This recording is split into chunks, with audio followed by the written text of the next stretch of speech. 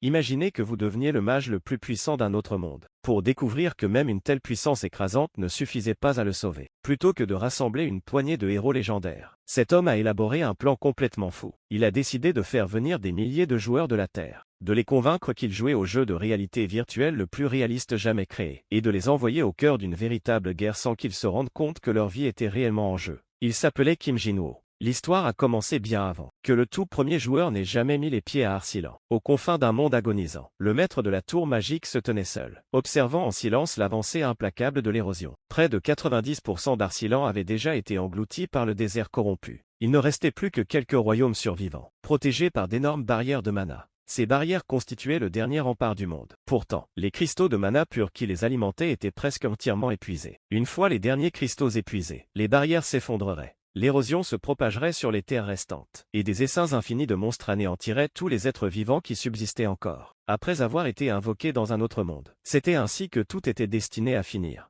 C'est alors qu'une voix familière l'interpella derrière lui. Sa disciple, la haute elfe Tiri, le salua respectueusement tout en énumérant les innombrables titres qu'il avait accumulés au fil des siècles. Elle l'appela maître de la tour de magie, archimage immortel et glorieux seigneur de l'épée de la pluie. Le mage épuisé l'interrompit aussitôt. Il lui dit qu'elle pouvait cesser d'utiliser ces titres pompeux, car le monde était déjà au bord de la destruction, rendant ces formalités dénuées de sens. Thierry lui expliqua qu'un autre appel d'urgence était parvenu. Elle lui dit que la situation était devenue si critique que le conseil lui demandait une nouvelle fois de sortir de sa retraite. Elle ajouta que tout le monde continuait de croire qu'il était le seul capable de sauver Arsilan. Cependant, il savait bien que ce n'était pas le cas. Les personnes nées à Arsilan ne pourraient jamais survivre au sein de ces terres érodées, quelle que soit la puissance qu'elles acquéraient. La corruption finirait par consumer même leurs âmes. En tant que personne venue d'un autre monde, il y était totalement immunisé. Non seulement il pouvait survivre au sein de l'érosion, mais il pouvait également convertir son énergie corruptrice en puissance spirituelle, ce qui lui permettait de devenir encore plus fort.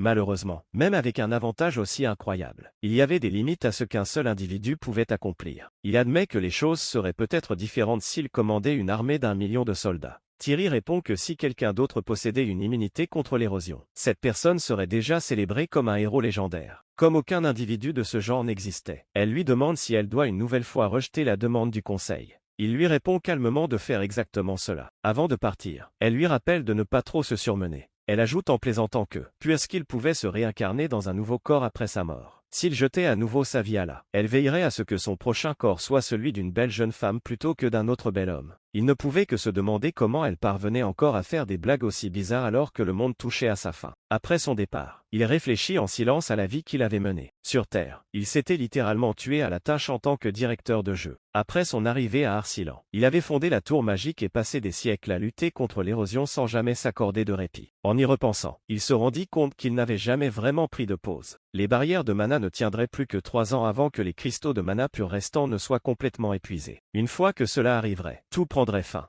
Pour la première fois depuis des siècles, il souhaitait sincèrement se libérer de tous ses fardeaux et simplement se reposer. À l'instant même où cette pensée lui traversa l'esprit, une lumière éclatante se forma soudain dans sa main. Une immense puissance divine déferla à travers son âme. Il avait passé des décennies à rechercher cet état sans y parvenir. Pourtant, au moment même où il abandonna tout, il atteignit de manière inattendue la transcendance. Intrigué par ce pouvoir nouvellement acquis, il leva la main et l'activa. Une porte gigantesque se matérialisa devant lui. C'était une porte des âmes. Elle reliait directement le plan spirituel d'un autre monde. Tant qu'elle était alimentée par suffisamment de pouvoir spirituel, elle pouvait rester ouverte indéfiniment. Les âmes pouvaient la franchir. Des sorts pouvaient être lancés à travers les dimensions. Et si la porte devenait suffisamment grande, même des objets physiques pouvaient être transportés d'un monde à l'autre. Sans hésiter, il la franchit. L'instant d'après, il se retrouva à nouveau sur Terre. La Corée moderne semblait presque identique au monde dont il se souvenait, bien que des centaines d'années se soient écoulées pour lui à Arsilan. Ici, le temps semblait ne pas avoir passé. Même les smartphones des gens avaient exactement le même aspect.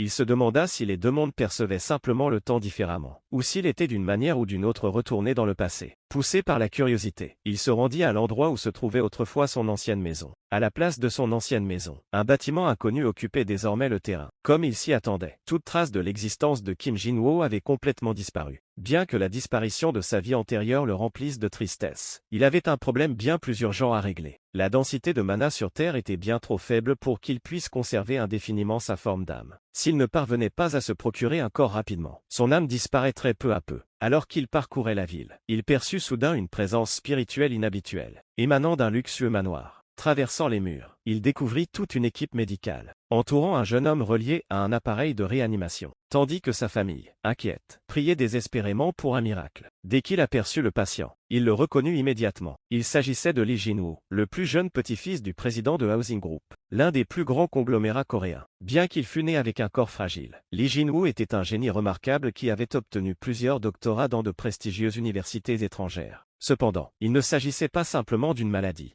Son âme avait déjà quitté son corps. D'ici quelques heures à peine, son corps cesserait complètement de respirer. L'archimage s'excusa silencieusement. C'était exactement le réceptacle dont il avait besoin. Non seulement le corps était encore parfaitement intact, mais le nom du jeune homme était même étonnamment similaire au sien. C'était le corps idéal pour la réincarnation. Sans perdre un instant, il transféra son âme dans ce réceptacle désormais vide. Lentement, les yeux du jeune homme s'ouvrirent. Son père le regardait, incrédule, certain d'avoir déjà perdu son fils pour toujours. L'homme se précipita vers lui et l'enlaça. Il se demanda si ce miracle était bien réel ou s'il ne s'agissait que d'un rêve. Quelques instants plus tard, le reste de la famille se pressa autour du lit, submergé par le soulagement alors qu'il l'accueillait à nouveau parmi eux. Même le chef de famille intervint et ordonna à tout le monde de se calmer après avoir remarqué que le patient en convalescence semblait épuisé par toute cette agitation. Plus tard dans la journée, alors qu'il se reposait dans sa nouvelle chambre, l'archimage se dit que cette famille était incroyablement chaotique. Pourtant, ses membres étaient extraordinairement riches et se souciaient sincèrement les uns des autres. Vivre paisiblement parmi eux ne semblait pas être une mauvaise façon de passer le reste de sa vie. Pourtant, tout en savourant cette pensée, Arsilan continuait de se diriger vers sa destruction inévitable, cherchant désespérément une réponse. Les armes modernes de la Terre pourraient-elles mettre fin à l'érosion? Probablement pas. Même les armes nucléaires ne serviraient probablement à rien à moins que le noyau caché au plus profond de l'érosion ne soit détruit. Les monstres continueraient tout simplement à renaître indéfiniment. De plus, acheminer des chars, des divisions blindées ou tout autre équipement militaire dans un autre monde n'était absolument pas réaliste. Peu importe le temps qu'il y consacrait, aucune solution appropriée ne lui venait à l'esprit. Pour tenter de se changer les idées, il prit une console de jeu qui se trouvait à proximité, et se mit à jouer à Legend of the Dragon Sevens. À l'époque où il travaillait comme directeur de jeu, c'était l'un des rares jeux qu'il admirait sincèrement. Le principe était simple, un héros rassemblait des compagnons avant de partir sauver le monde. Malgré sa simplicité, le scénario était exceptionnellement bien ficelé. Alors qu'il continuait à jouer, une autre idée lui vint soudain à l'esprit.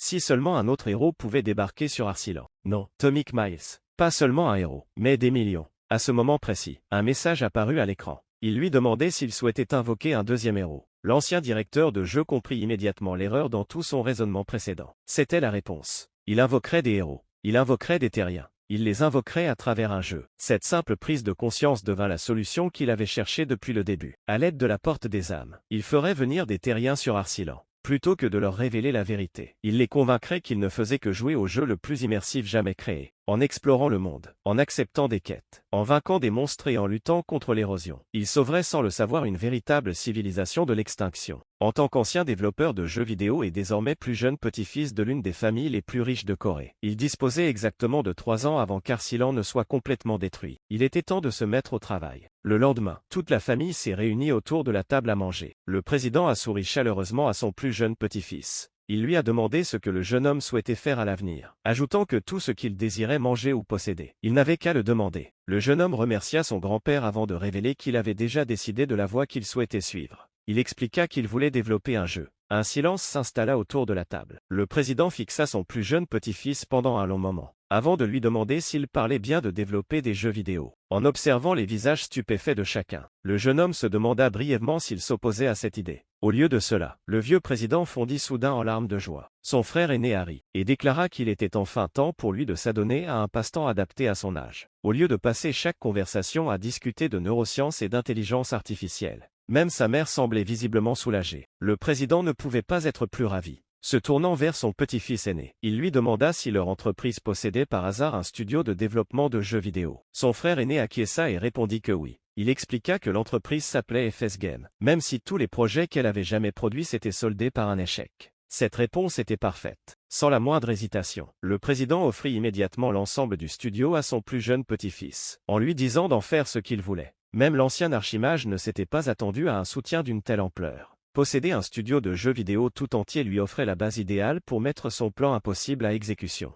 Il remercia sincèrement son grand-père et lui assura qu'il tirerait le meilleur parti possible de cette opportunité. Pendant ce temps, à Arsilan, son corps d'origine restait à l'intérieur de la tour magique. Thierry l'y avait transporté en toute sécurité tandis que sa conscience restait sur Terre. Heureusement, son corps d'origine était toujours parfaitement fonctionnel. Avant de partir, il avait jeté un sort de contrôle automatique sur celui-ci, ce qui lui permettait de le commander à distance via la porte des âmes. Ses mouvements étaient quelque peu raides et peu naturels, mais ils étaient amplement suffisants pour ce qu'il comptait faire. Il ne lui restait plus qu'une tâche majeure, créer le jeu lui-même. Alors qu'il traversait la tour magique, il tomba sur l'une des plus grandes conteuses d'Arsilan. Son apparition soudaine l'a surpris à tel point qu'elle faillit bondir de sa chaise avant de se plaindre qu'il l'avait presque fait mourir de peur. Il s'excusa avant de remarquer l'énorme pile de manuscrits qui recouvrait son bureau. Elle lui explique qu'elle était en train de rassembler toutes les histoires qu'elle avait écrites au fil des ans dans un seul recueil. Elle ajoute que, alors que tout le monde souffrait à cause de l'érosion, elle souhaitait offrir aux gens une brève évasion à travers la fiction. Comme il s'y attendait, elle n'avait rien perdu de sa nature compatissante. Une idée lui vint immédiatement à l'esprit. S'asseyant en face d'elle, il lui demanda d'imaginer un parfait inconnu arrivant soudainement dans ce monde.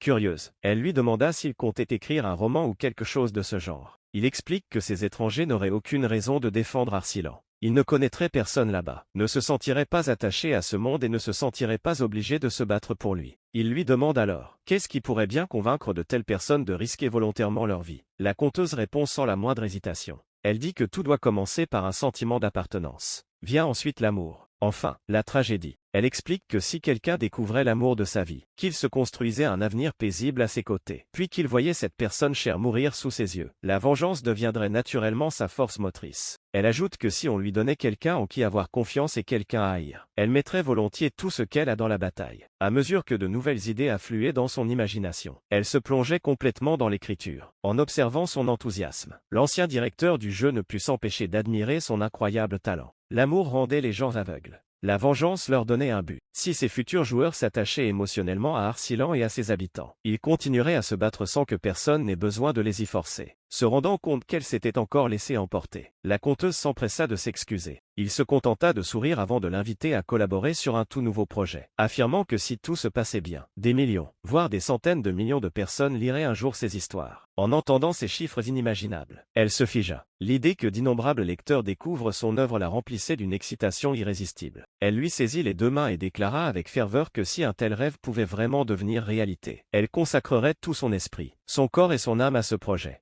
Il lui demanda, un peu mal à l'aise, si elle s'enthousiasmait toujours autant dès qu'il était question d'écriture. Elle répond fièrement que les créations les plus pures naissaient des cœurs les plus brisés et les plus corrompus. Jugeant plus sage de ne pas remettre en question cette philosophie, il ramena doucement la conversation sur le projet lui-même. Il expliqua que la première phase consisterait en un test bêta impliquant environ 3000 personnes tout à fait ordinaires venues de la Terre. Au fil du temps, ce nombre ne cesserait d'augmenter. Leur objectif était simple, s'immerger dans Arsilan et lutter contre l'érosion. Les yeux de la conteuse déesse brillaient d'excitation. Pour elle, cela ressemblait au début d'un roman fantastique extraordinaire. Lorsqu'il précisa que ces personnes proviendraient d'une civilisation totalement différente, son enthousiasme ne fit que s'intensifier. Il choisit le village d'Éden comme point de départ des joueurs. Le village se préparait déjà à évacuer car l'érosion se rapprochait rapidement, ce qui en faisait la zone de tutoriel idéale pour les nouveaux venus. La conteuse éclata d'un rire ravi. Elle affirmait qu'Éden était l'endroit parfait pour que l'amour et la tragédie prennent leur essor. Sans perdre une seconde, elle se mit avec enthousiasme à esquisser les premiers chapitres tout en imaginant les épreuves émotionnelles qui attendaient les futurs joueurs. Voyant à quel point elle était inspirée, il la laissa tranquillement seule afin qu'elle puisse continuer à écrire. Comme Arsilan existait déjà, il ne lui restait plus qu'à transformer son histoire en un récit captivant. Grâce à son talent, l'histoire serait terminée d'ici peu. Une fois celle-ci terminée, il avait l'intention de soumettre la proposition à FS Games.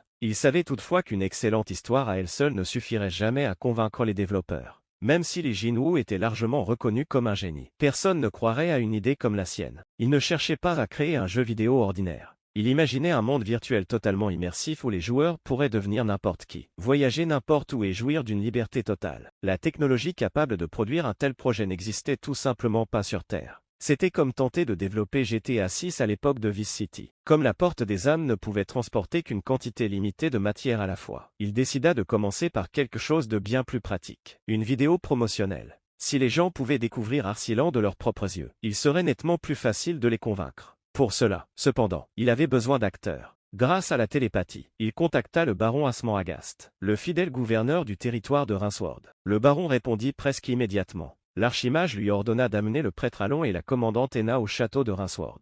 Il lui expliqua qu'une mission importante devait être accomplie pour l'avenir d'Arsilan. sans poser la moindre question. Le baron accepta immédiatement l'ordre. Peu de temps après, tous trois arrivèrent à l'intérieur du château. Le fidèle gouverneur déclara fièrement qu'il avait continué à gouverner fidèlement le territoire pendant l'absence de son seigneur. Le prêtre Elon offre respectueusement les bénédictions de la déesse Ella. La commandante Enna se tient silencieusement à leur côté, attendant patiemment de nouvelles instructions. Alors que l'ancien directeur du jeu observait le groupe, il remarqua immédiatement un problème. Le commandant avait l'air parfait, ce qui n'était absolument pas le cas des deux autres. Le gouverneur ressemblait davantage au boss final d'un jeu qu'à un noble respecté. Quant à l'ancien pape, il avait l'air suffisamment louche pour effrayer tout nouveau joueur potentiel. Sans dire un mot de plus, il ouvrit un portail et en sortit plusieurs costumes. Comme le gouverneur était spécialisé dans la magie noire, il lui demanda de se changer en premier. Après avoir enfilé sa nouvelle tenue, l'apparence du gouverneur changea radicalement. Pour le mieux, son attention se porta alors sur la commandante Ayn, qui portait beaucoup trop d'armure. Sur Terre, les chevalières des jeux fantastiques s'habillaient très différemment. En lui tendant une autre tenue, il lui demanda de se changer également. Elle fixa l'armure très révélatrice avec une incrédulité totale avant de lui demander s'il s'attendait vraiment à ce qu'elle porte un tel vêtement pour le bien d'Arsilan. À contre-cœur, elle enfila la nouvelle tenue. Après avoir examiné le résultat, il acquiesça, pleinement satisfait. Parfait. La commandante, embarrassée, ne comprenait toujours pas comment une armure offrant si peu de protection pouvait avoir une quelconque utilité pratique. Il explique avec assurance que sur Terre, plus une chevalière dévoilait sa peau, plus ses capacités défensives augmentaient, d'une manière ou d'une autre. Elle fit immédiatement remarquer qu'une telle règle n'avait absolument aucun sens. Il se contenta d'insister sur le fait qu'il s'agissait d'une des lois fondamentales de la Terre. Après avoir examiné ensemble l'apparence de chacun, il se rendit compte que l'image d'ensemble commençait enfin à prendre forme. Malgré tout, il manquait encore quelque chose. Un noble chevalier se tenant aux côtés d'une délicate sainte. Cela aurait parfaitement complété la scène d'ouverture. Sa première idée fut d'inviter la grande prêtresse. Puis il se souvint qu'elle avait déjà plus de 200 ans. Il abandonna immédiatement cette idée. À ce moment-là, il remarqua une succube qui jouait joyeusement avec un groupe d'enfants à proximité. Parfait. Il demanda aussitôt à Eri d'endosser le rôle de la sainte. La succube le fixa d'un air totalement incrédule. Elle lui rappela que les succubes étaient réputés pour leur pouvoir de séduction, et non pour leur sainteté. L'ancien directeur de jeu se contenta de sourire et insista sur le fait que cela la rendait d'autant plus apte à jouer ce rôle. Incapable de comprendre le moins du monde son raisonnement, elle ne put que se plaindre que toute cette idée était tout à fait blasphématoire. Ignorant ses protestations, il jeta un regard autour de lui sur tous ceux qui portaient leurs nouveaux costumes. Il annonça alors qu'il était enfin temps de commencer le spectacle. À l'intérieur de la tour magique, ses disciples l'accueillirent immédiatement en récitant la longue liste des titres prestigieux qu'il avait accumulés au fil des siècles. Comme toujours, il leur demanda poliment de passer les formalités. L'une de ses disciples s'avança avant de s'agenouiller respectueusement. Elle lui fit part que les 130 mages de la tour magique s'étaient tous rassemblés conformément à ses ordres. Cependant, après avoir remarqué le groupe vêtu de manière inhabituelle qui se tenait à proximité, elle demanda pourquoi tout le monde portait des vêtements aussi étranges.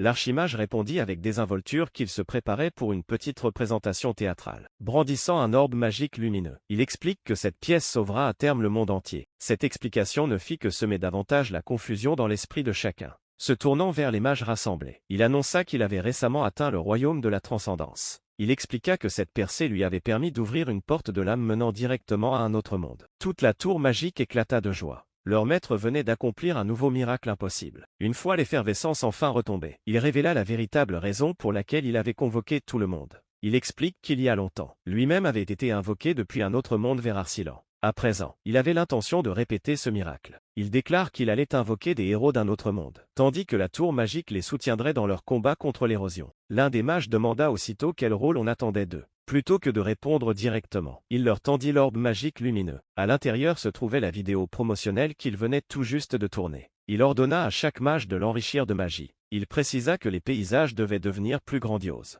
Les effets divins devaient briller davantage. Les monstres devaient paraître bien plus terrifiants. Des effets sonores réalistes devaient être ajoutés, et chaque scène devait paraître aussi authentique que possible. Ce flot incessant de demandes laissa les mages rassemblés complètement abasourdis. En prenant conscience de la charge de travail écrasante qui venait de leur être confiée, une sueur froide se mit à couler sur leur visage. L'archimage les avertit de ne pas se plaindre. Il leur dit que leur devoir est de transformer l'impossible en réalité. En silence, il se dit que si quelqu'un au monde pouvait accomplir une mission aussi absurde, ce sont bien les mages de la tour magique. En examinant attentivement l'enregistrement, plusieurs mages remarquèrent quelque chose d'amusant. Avec leurs nouveaux costumes, les minuscules assistants magiques ressemblaient étonnamment aux adorables peluches de chat bleu qui décoraient sa chambre sur Terre. Cette comparaison lui donna instantanément une autre idée. désignant les petites créatures. Il annonça officiellement qu'à partir de ce jour, elles s'appelleraient des dragons magiques. Il explique qu'elles obéiraient fidèlement à chaque ordre donné par leurs contractants. Les pauvres petites créatures paniquèrent immédiatement en entendant leurs nouvelles responsabilités inattendues. Pendant ce temps, sur Terre, les rues animées de Séoul fourmillaient d'activités comme à l'accoutumée. Vêtu d'un élégant costume et muni d'une mallette, le jeune héritier arriva chez FS Games pour entamer la phase suivante de son plan.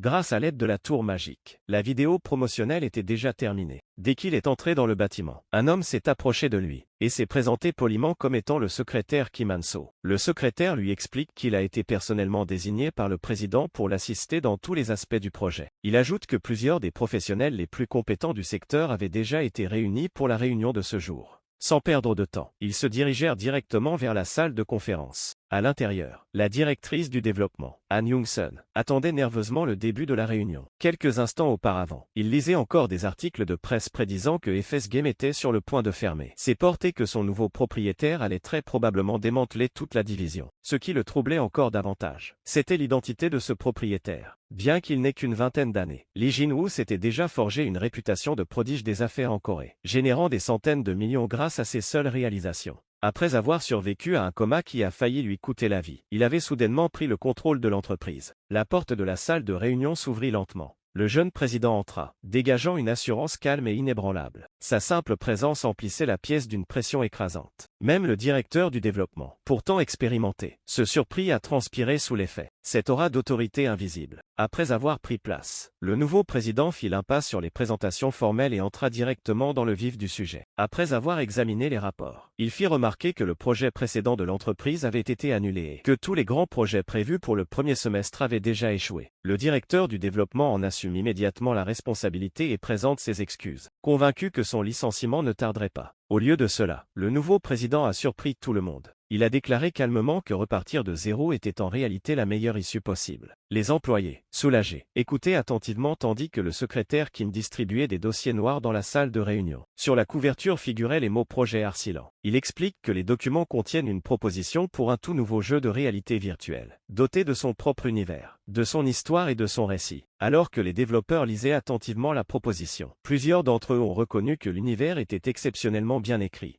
Il semblait à la fois intemporel et d'une modernité rafraîchissante. Malgré tout, le directeur du développement souligna un obstacle majeur. Il fit remarquer que la technologie de réalité virtuelle n'était pas encore suffisamment répandue et que la création d'un tel jeu constituerait un pari énorme. Le président assure avec assurance à tout le monde qu'une fois que les joueurs y auront goûté, ils ne voudront plus jamais en sortir. Le directeur restait sceptique, remarquant l'hésitation générale. Le jeune héritier se leva lentement avant de poser fermement une main sur la table de réunion. Il demande à tout le monde de prendre ses paroles au pied de la lettre. Il déclare que le jeu qu'il s'apprête à créer va complètement transformer le monde. Il demanda ensuite s'il y avait une grande salle vide dans le bâtiment. Après avoir pris connaissance de l'existence du studio de capture de mouvement, il ordonna immédiatement à tout le monde de s'y rassembler. Peu après, des dizaines d'employés envahirent le spacieux studio. Des chuchotements se répandirent dans la pièce. Certains pensaient que ce projet de réalité virtuelle était tout à fait impossible. D'autres supposaient qu'il ne s'agissait que d'un énième rêve irréaliste d'un jeune héritier fortuné. Une fois tout le monde rassemblé, le directeur du développement a confirmé que tout était prêt. Le jeune président n'a donné qu'une seule consigne.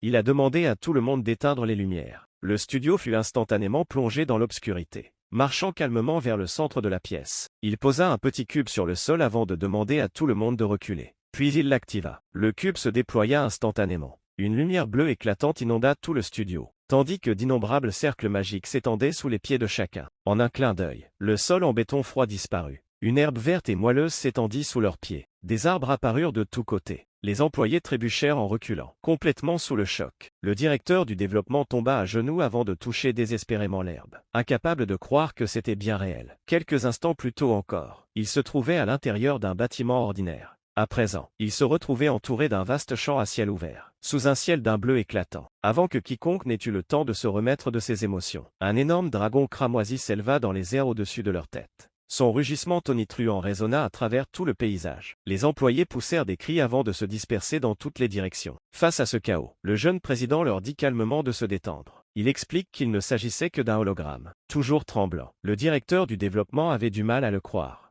Cela ne ressemblait à aucune technologie de réalité virtuelle qu'il ait jamais vue. Tendant les deux bras vers ce paysage à couper le souffle, le jeune héritier présenta officiellement le monde qu'ils allaient créer. Il précisa que ce monde s'appelait Arsilan. De magnifiques châteaux s'étendaient à l'horizon lointain, tandis que des monstres inoffensifs erraient dans ce superbe paysage médiéval, donnant vie à ce monde fantastique de manière saisissante. Un employé finit par rassembler suffisamment de courage pour demander si ce monde incroyable dont il venait d'être témoin était bien le jeu qu'il prévoyait de créer. Le président se contenta de demander si cela semblait convaincant. Personne ne put trouver d'argument pour contester ce qu'il venait de voir. Puis il claqua des doigts. La démonstration passa immédiatement à l'étape suivante. Sans crier gare, le ciel bleu et serein s'assombrit. Des fissures d'un noir d'encre se propagèrent à travers le ciel. Une éclipse rouge sang engloutit le soleil. La terre trembla violemment sous les pieds de chacun. Une main squelettique colossale jaillit du sol. Les employés se figèrent de terreur. Quelques instants plus tard, un sinistre seigneur squelettique fit son apparition aux côtés d'un prêtre des ténèbres. Tous deux rirent d'un air menaçant tandis qu'ils ordonnaient à une légion infinie de morts vivants d'exterminer les intrus. Des guerriers squelettes jaillirent de la terre avant de se précipiter à travers le champ de bataille. Les employés terrifiés demandèrent désespérément si tout cela n'était toujours qu'un hologramme. Le président répond nonchalamment que ce n'était peut-être pas le cas. Le directeur du développement ordonna immédiatement à tout le monde de battre en retraite. Au moment même où l'armée de morts vivants se rapprochait, un chevalier solitaire fit irruption sur le champ de bataille. Le commandant Hein se déplaça comme un éclair, décochant un coup dévastateur qui fendit la horde de squelettes et anéantit d'innombrables ennemis d'un seul coup. Au même instant, une lueur dorée et chaleureuse descendit du ciel. Une voix douce rassura tout le monde en leur affirmant qu'ils étaient en sécurité. De gigantesques colonnes de lumière sacrée illuminèrent le champ de bataille tandis que les saints apparaissaient derrière le commandant, déclarant que la lumière les protégerait à jamais. Les employés effrayés avaient les larmes aux yeux tandis qu'ils célébraient leur sauvetage miraculeux. Debout, silencieux, au milieu du champ, l'ancien directeur du jeu observait attentivement les réactions de chacun. Tout se déroulait exactement comme il l'avait imaginé. Les employés restaient figés, complètement absorbés par l'expérience. En observant leurs expressions, il comprit que l'heure était enfin venue pour le grand final. Le commandant squelettique laissa échapper un rire glacial, avant d'annoncer qu'un autre groupe de cobayes humains était arrivé. Sans hésiter, il ordonna à l'armée de morts-vivants de les mettre en pièces et de se régaler de leur chair. La commandante Hein s'avança immédiatement, brandissant son épée alors qu'elle s'apprêtait à affronter l'ennemi écrasant. Derrière elle, la sainte invoqua la déesse de la lumière, qui répondit sans tarder, tendant une main rayonnante vers les employés effrayés. Elle demanda à chacun de lui prêter la lumière qui habitait son cœur. Sans réfléchir, les employés levèrent instinctivement les mains. Ils voulaient sincèrement aider, alors que leurs lumières combinées se rassemblaient. De brillantes flammes dorées et des éclairs crépitants enveloppèrent l'épée de la commandante. Avec un puissant cri de guerre, elle s'élança dans les airs avant de déchaîner un coup dévastateur contre l'armée des morts-vivants. Elle déclara que cette attaque visait à sauver Arsilan. Complètement emportés par l'émotion du moment, les employés serrèrent les poings et crièrent le nom du monde à l'unisson avec elle. Une formidable explosion de lumière dorée engloutit le champ de bataille. Les flammes sacrées balayèrent les ténèbres, réduisant instantanément en poussière d'innombrables soldats morts-vivants. Le commandant squelettique hurla d'incrédulité tandis que le feu sacré l'enveloppait avant de le réduire en cendres. Alors qu'il s'effondrait, il tendit désespérément la main vers le prêtre des ténèbres et supplia son maître de le sauver. Le prêtre le regarda sans la moindre trace de compassion. Les faibles n'avaient aucune valeur. Il lança calmement un autre sort, enveloppant son propre subordonné de sinistres flammes violettes avant de le réduire en cendres sans la moindre hésitation. Les employés observaient cette scène horrifiante dans un silence stupéfait. Même les méchants étaient prêts à sacrifier leurs propres alliés sans aucun remords. Puis le prêtre des ténèbres tourna lentement son regard vers eux,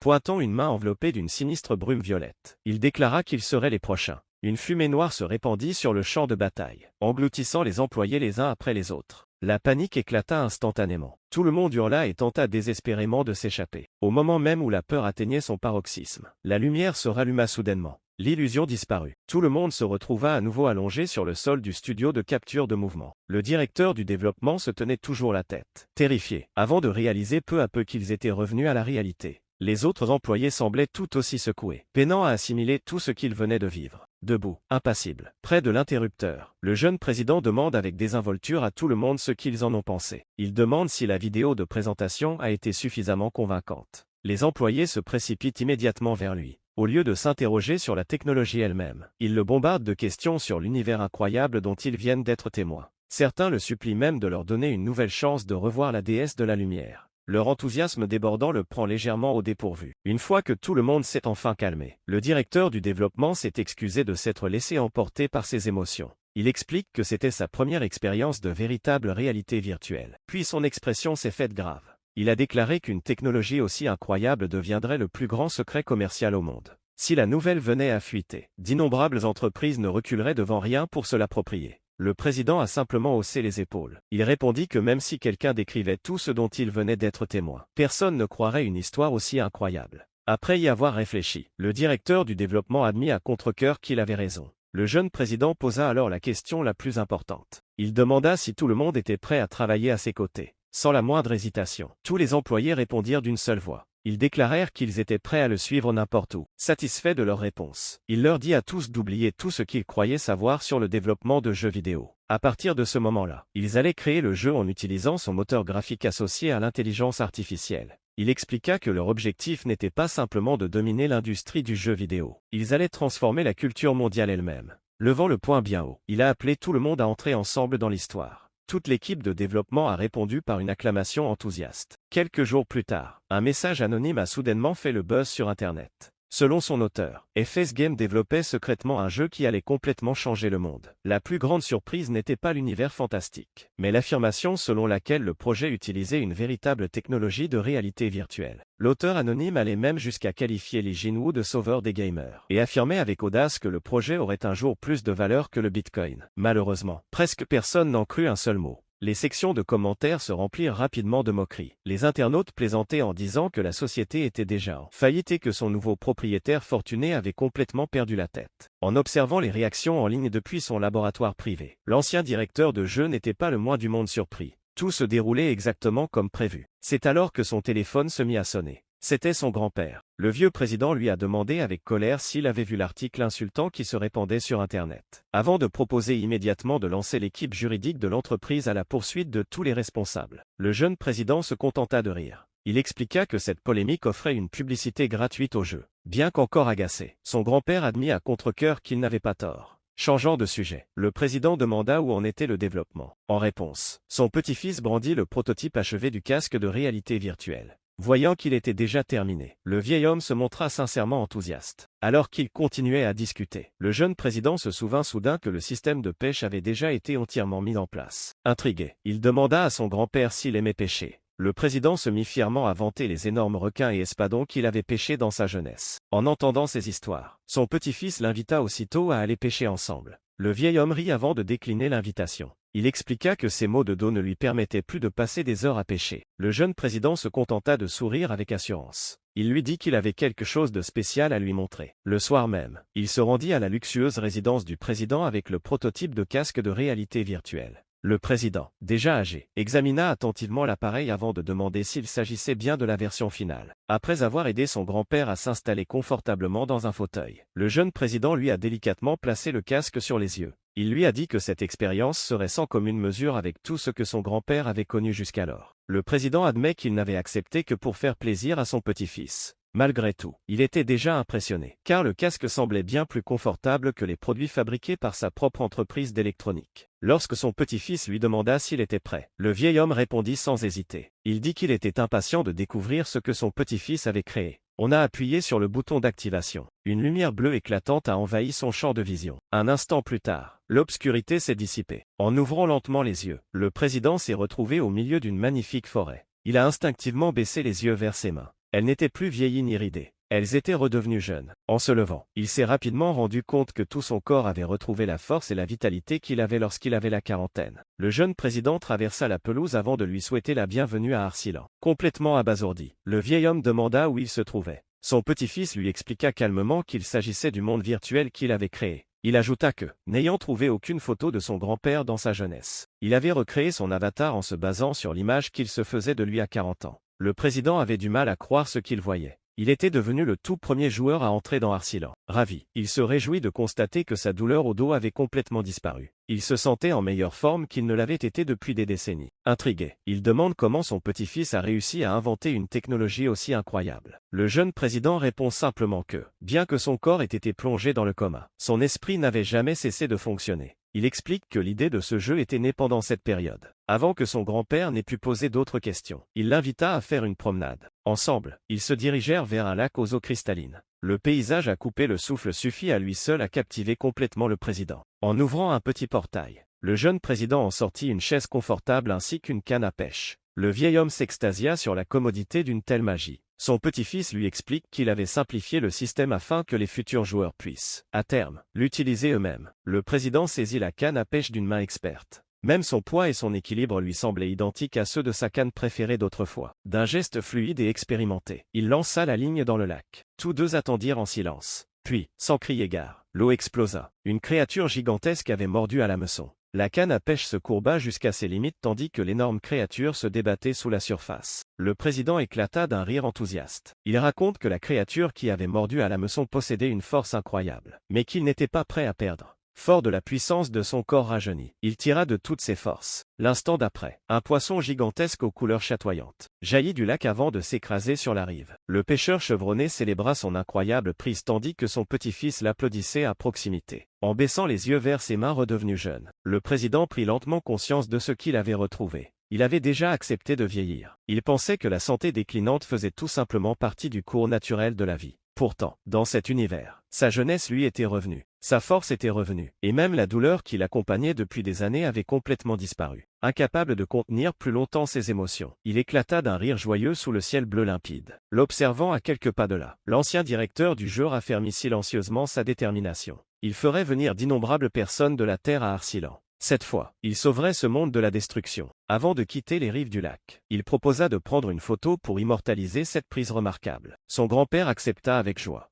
Grimpant sur l'énorme poisson, le vieil homme prit une pose exagérée de culturiste avant de déclarer fièrement qu'il débordait à nouveau d'énergie. La nuit finit par tomber sur Arsilan, et les deux hommes décidèrent de passer la soirée à camper dans la forêt. Assis près d'un feu de camp réconfortant, ils firent griller le poisson géant qu'ils venaient de pêcher. Le président prit une bouchée avant de le fixer avec émerveillement. Il dit que la saveur, la texture et l'arôme semblaient tout à fait réels. Cela n'avait rien à voir avec la nourriture ordinaire que l'on trouve dans les jeux vidéo. Son petit-fils se contenta de sourire et lui souhaita un bon appétit. Leur soirée paisible fut soudainement interrompue lorsque l'ancien archimage perçut deux présences inconnues se cachant parmi les buissons voisins. Il comprit immédiatement qu'il ne s'agissait pas de villageois du coin. Le président jeta un coup d'œil vers les buissons avant de se demander si d'autres joueurs s'étaient déjà connectés au jeu. Son petit-fils lui expliqua calmement qu'il s'agissait de personnages non-joueurs. Ce terme inconnu ne fit que semer la confusion chez l'un des gardes cachés, qui se plaignit que ces étrangers n'arrêtaient pas d'utiliser des mots bizarres qu'il ne comprenait pas. Jugeant les deux visiteurs suspects, le garde suggéra de les dénoncer à leur seigneur, avant que l'un ou l'autre des gardes n'ait pu s'éloigner. Une voix glaciale leur ordonna soudain de s'arrêter. Leur seigneur en personne fit son apparition. L'aura écrasante qu'il dégageait figea instantanément les deux gardes sur place. Il leur ordonna de partir immédiatement, car il était en plein milieu d'une importante présentation professionnelle. Les gardes effrayés s'excusèrent à plusieurs reprises avant de s'enfuir aussi vite que leurs jambes pouvaient les porter. En les regardant disparaître dans la forêt, le président se demanda si leur comportement étrange n'était pas dû à une sorte de bug de programmation. Son petit-fils acquiesça simplement et joua le jeu. Après avoir personnellement fait l'expérience de tout cela, le président déclara qu'il soutiendrait pleinement l'ensemble du projet. Il ajouta que, bien qu'il restât encore un long chemin à parcourir, il aiderait de toutes les manières possibles. L'ancien directeur du jeu le remercia sincèrement. Bénéficier du soutien total du président du groupe Orion permettrait au développement d'avancer bien plus rapidement qu'il ne l'avait initialement prévu. Il demanda ensuite à son petit-fils s'il avait l'intention de ramener le prototype avec lui. Son petit-fils répond que oui. Il explique que plusieurs problèmes techniques devaient encore être résolus avant que quiconque puisse l'utiliser en toute sécurité. Le président a ri avant de dire qu'il n'avait pas l'intention de passer le reste de sa vie assis chez lui à attendre de vieillir. Bien qu'il ait parlé sur le ton de la plaisanterie, il y avait une part de vérité derrière ses paroles. Son petit-fils lui dit simplement de prendre un peu de repos. Il lui promet qu'une fois les appareils prêts à être commercialisés, son grand-père serait le tout premier à en être informé. En entendant cela, le vieux président ne put s'empêcher de faire une nouvelle fois l'éloge de son plus jeune petit-fils. De retour chez FS Games, le développement passa à la vitesse supérieure. Kim Chao, qui avait autrefois été le majordome personnel de l'ancien président, se vit confier la responsabilité d'aider les nouveaux joueurs à s'adapter au jeu. L'équipe de développement peaufina chaque système, reconstruisit le projet à l'aide du nouveau moteur magique et utilisa les scripts du scénariste pour créer le récit d'introduction. Pendant ce temps, le département artistique finalisait l'apparence de tous les personnages non-joueurs majeurs. Un modèle de personnage achevé attira immédiatement l'attention de tout le monde. Un beau chevalier blond nommé Léon apparut à l'écran. Plusieurs employés ne cessaient d'admirer son apparence et plaisanter en disant qu'elles avaient hâte de le rencontrer dans le jeu. Debout juste derrière elle, le directeur du développement, Han Young-sun, a souri, avant de faire remarquer que tout le monde finirait par rencontrer Léon une fois entré dans Arsilan. Les employés lui lancèrent aussitôt des regards méfiants. Seuls les directeurs et les chefs d'équipe avaient été autorisés à participer au premier test. Une employée lui demanda s'il avait passé toutes ses nuits en secret dans la salle de test au lieu de rentrer chez lui. Gêné, le directeur affirma maladroitement qu'il n'avait fait que travailler, avant que quiconque n'ait pu le taquiner davantage. Les portes de la salle de conférence s'ouvrirent. Le jeune président fit son entrée. Tout le monde se leva immédiatement pour le saluer. Il annonça que le casque SoulLink avait passé avec succès tous les tests de stabilité. Le directeur du développement ne put plus contenir son enthousiasme. Il s'exclama que la production en série pouvait enfin commencer. Le président lui a alors calmement cédé la parole, s'avançant nerveusement vers l'avant de la salle. Le directeur du développement demanda si tout le monde connaissait Universe, la prochaine présentation des produits d'Orion Electronics. Il annonça que FS Games participerait officiellement à l'événement. À peine ces mots eurent-ils franchi ses lèvres que des larmes apparurent dans toute la salle, se remémorant tout ce qu'ils avaient enduré, les critiques, les moqueries et le scepticisme sans fin du public. Le directeur déclara fièrement qu'il était enfin temps de transformer ces insultes en applaudissements. Il affirma qu'Arsilance Ago allait conquérir le marché mondial du jeu vidéo. Son annonce fut accueillie par une nouvelle salve d'acclamations tonitruantes. Il poursuivit en dévoilant une autre surprise. Il expliqua qu'après la présentation, chaque employé recevrait un casque SoulLink dans le cadre des tests internes à grande échelle menés par l'entreprise. Tout le bureau s'est enflammé d'enthousiasme. Tout le monde a levé le poing en scandant avec ferveur le nom du président. C'est alors que le téléphone du jeune président s'est mis à vibrer sans discontinuer. En regardant son écran, il découvrit des dizaines de messages urgents de la part de son grand-père. Le président exigeait sans cesse un accès immédiat au serveur du jeu, ignorant complètement le rappel que son petit-fils lui avait envoyé plus tôt, lui rappelant qu'il était censé profiter de ses vacances.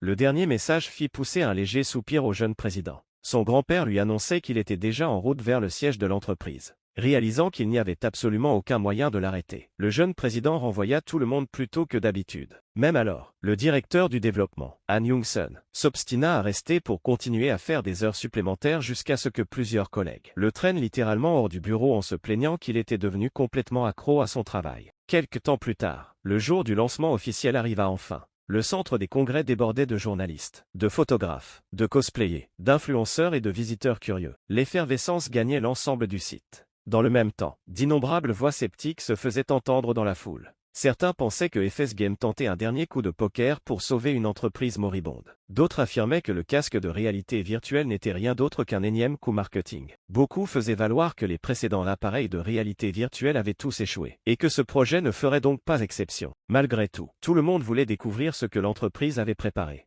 Les lumières se sont tamisées. L'animateur est monté sur scène, a souhaité la bienvenue au public et a annoncé qu'un invité très spécial présenterait en personne le tout dernier projet de l'entreprise. Un projecteur éclaira la scène. Vêtu d'un costume parfaitement taillé, Lee Ji-woo s'avança calmement avant de se présenter poliment en tant que président de FS Games. Il a déclaré en plaisantant qu'il avait pris beaucoup de plaisir à lire les rumeurs absurdes qui circulaient sur Internet. Il mentionna que certaines personnes avaient même cru qu'il avait inventé une technologie antigravité pour pouvoir s'envoler vers la Lune. Le public a éclaté de rire. Puis son expression est progressivement devenue sérieuse. Il a admis que l'annonce de ce jour pourrait paraître tout aussi incroyable, mais qu'elle dépasserait tout ce que le public pouvait imaginer. Tendant la main vers la foule, il a officiellement commencé la présentation.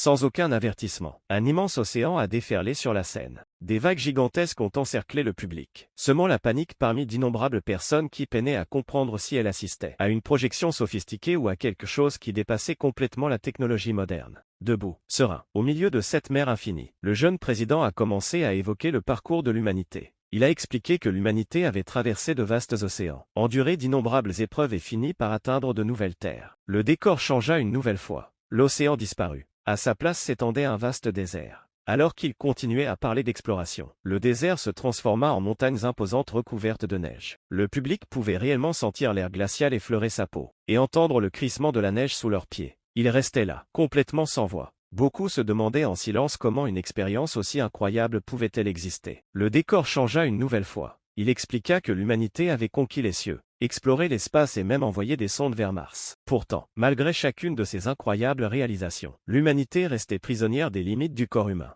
Il se demande si l'humanité était destinée à passer toute son existence à rêver de mondes qu'elle ne pourrait jamais véritablement visiter. Il déclare fermement qu'il refusait d'accepter une telle réponse. D'un simple claquement de doigts, un éclair violet éclatant fendit les cieux. L'atmosphère se transforma instantanément. Des nuages sombres s'amassèrent au-dessus de leur tête. Une lune cramoisie s'éleva lentement dans le ciel. Sans comprendre ce qui venait de se passer, le public se retrouva soudain au milieu d'un vaste désert, baigné par un ciel sinistre, rouge sang. Les journalistes et les photographes regardèrent autour d'eux avec inquiétude, se demandant où ils avaient bien pu être transportés. De minuscules créatures aux ailes roses apparurent soudain autour d'eux, virevoltant joyeusement dans les airs. Loin de rassurer le public, ces adorables petites créatures ne firent qu'attiser davantage la panique. Se tenant fièrement au milieu de ce paysage cramoisi, le jeune président déploya les bras. Il présenta officiellement Arsilan Sagash, le décrivant comme un monde de réalité virtuelle totalement immersif. Alors que ses compagnons apparaissaient derrière lui, il annonça que l'accès anticipé débuterait dans exactement 2 semaines. Il explique que seuls les 2500 premiers appareils Soul Link seraient autorisés à entrer dans le jeu. La page de vente a immédiatement été mise en ligne.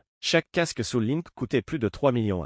Seul un nombre strictement limité serait disponible. De plus, le Soul Link n'était pas facultatif. Il explique que c'était le seul moyen dont disposaient les joueurs pour accéder à Arsilan. Internet s'est enflammé presque instantanément. Certains ont accusé FS Game de mener une arnaque. D'autres ont affirmé que la société cherchait simplement à manipuler le cours de son action. Puis, quelque chose de totalement inattendu s'est produit. Malgré les critiques incessantes, tous les casques Soul Link se sont vendus en un clin d'œil. Un internaute a déclaré en riant que si le jeu s'avérait être une catastrophe, il poursuivrait personnellement la société en justice. Son ami lui a demandé en plaisantant s'il finirait par jouer au jeu ou s'il se retrouverait plutôt au tribunal. Un autre membre du groupe a posé discrètement une question tout à fait différente. Il a demandé ce qui se passerait si tout ce dont il venait d'être témoin était en réalité vrai. Le groupe s'est soudainement tu. Après un long moment de réflexion, l'un d'entre eux se décida enfin. Il déclara que si Arsilan Saga tenait véritablement toutes ses promesses, il abandonnerait sa chaîne consacrée à la technologie pour consacrer toute sa carrière à couvrir ce jeu. 2 semaines s'écoulèrent rapidement. De retour à Arsilan, des dragons planaient paisiblement dans le ciel d'un bleu éclatant au-dessus du territoire de Rinsworth. Debout devant son château, vêtu de sa robe noire et or habituelle, le maître de la tour magique contemplait l'horizon lointain, une main posée sur son bâton.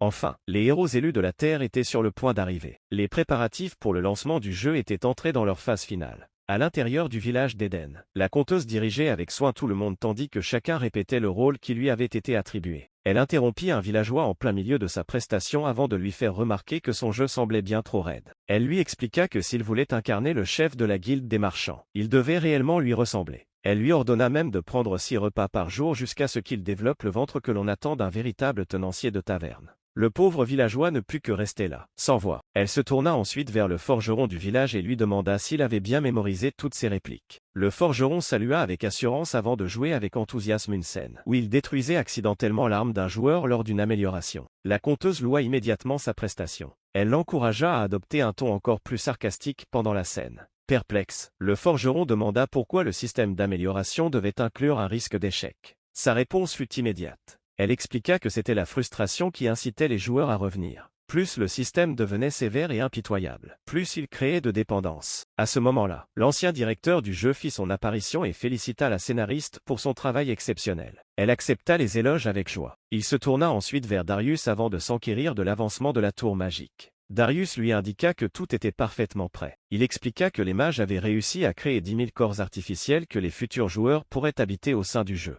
C'était un exploit extraordinaire. Malheureusement, un autre problème subsistait. Il ne disposait tout simplement pas de suffisamment de pierres de mana. Sans un approvisionnement stable, il serait impossible de prendre en charge le nombre colossal de héros nécessaires pour sauver Arsilan. Plutôt que de précipiter le processus, il décida d'avancer pas à pas. Dans un premier temps, il allait obtenir davantage de financement. Ensuite, il attirerait progressivement de nouveaux joueurs. En observant le village, il ne put s'empêcher de sourire. Il n'y a pas si longtemps, la colonie était encore en proie à la peur et au désespoir. À présent, elle était animée, grouillée de vie et débordée d'activité, grâce à toutes les ressources investies dans sa reconstruction. Il demanda alors s'il restait encore des problèmes à résoudre. La conteuse referma son carnet avant de faire part d'une dernière préoccupation. Elle explique qu'il n'avait toujours pas trouvé de candidat convenable pour incarner le prince Léon. L'ancien directeur du jeu suggère de choisir n'importe quel chevalier talentueux. Elle rejette immédiatement cette idée. Elle explique que Léon n'était pas simplement un personnage non jouable parmi d'autres. C'était le personnage principal masculin de toute l'histoire.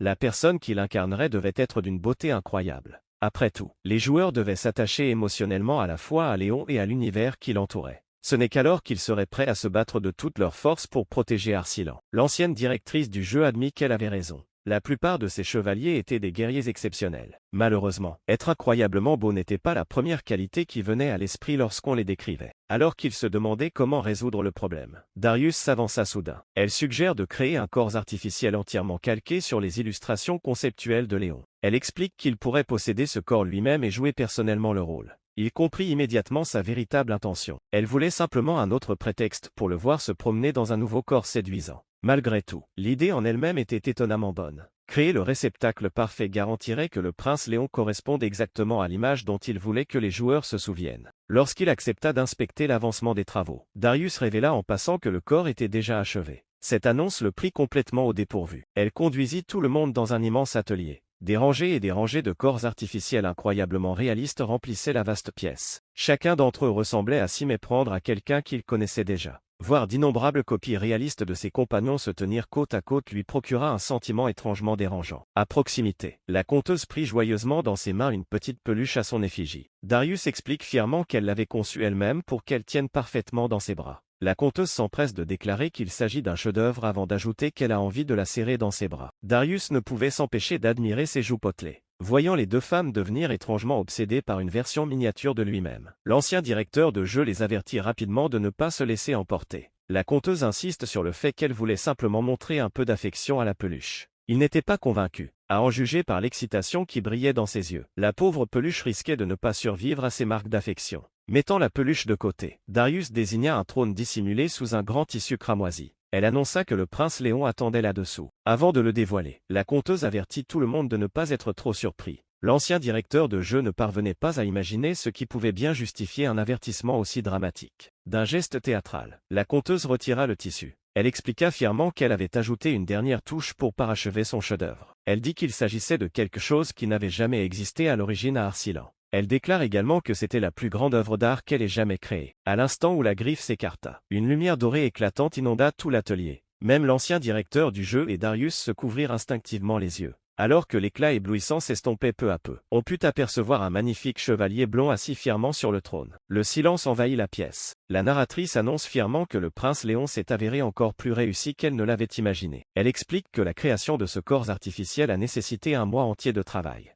Des matériaux rares ont été rassemblés aux quatre coins du continent. Elle ajoute que l'armure a été forgée par 12 maîtres artisans nains à partir d'écailles prélevées sur Elby. En entendant ce nom, l'ancien directeur du jeu marqua une pause. Il ne put s'empêcher de demander si cette créature terrifiante avait vraiment cédé ses écailles de son plein gré. Plutôt que d'attendre une explication, il décida de tester le corps lui-même. Des éclairs bleus jaillirent dans tout l'atelier lorsqu'il activa sa magie. La conteuse et Darius observaient, les yeux brillants, tandis que son âme pénétrait dans le réceptacle artificiel. Quelques instants plus tard, le chevalier blond ouvrit lentement ses yeux d'un bleu éclatant. Pendant ce temps, sur Terre, il ne restait plus que 10 minutes avant le lancement officiel. Une streameuse célèbre, comptant plus de 3 millions d'abonnés, décida de diffuser en direct sa toute première connexion. Elle tenait le casque Soling devant la caméra. Elle explique qu'elle n'avait acheté que la version standard, car elle craignait encore que tout ce projet ne soit qu'une arnaque. Après avoir enfilé le casque, elle a été surprise de voir l'interface de son live flotter juste devant ses yeux. Elle s'exclame aussitôt en plaisantant que diffuser ainsi serait incroyable. Puis, l'horloge a sonné exactement 10 heures. Une notification est apparue devant elle.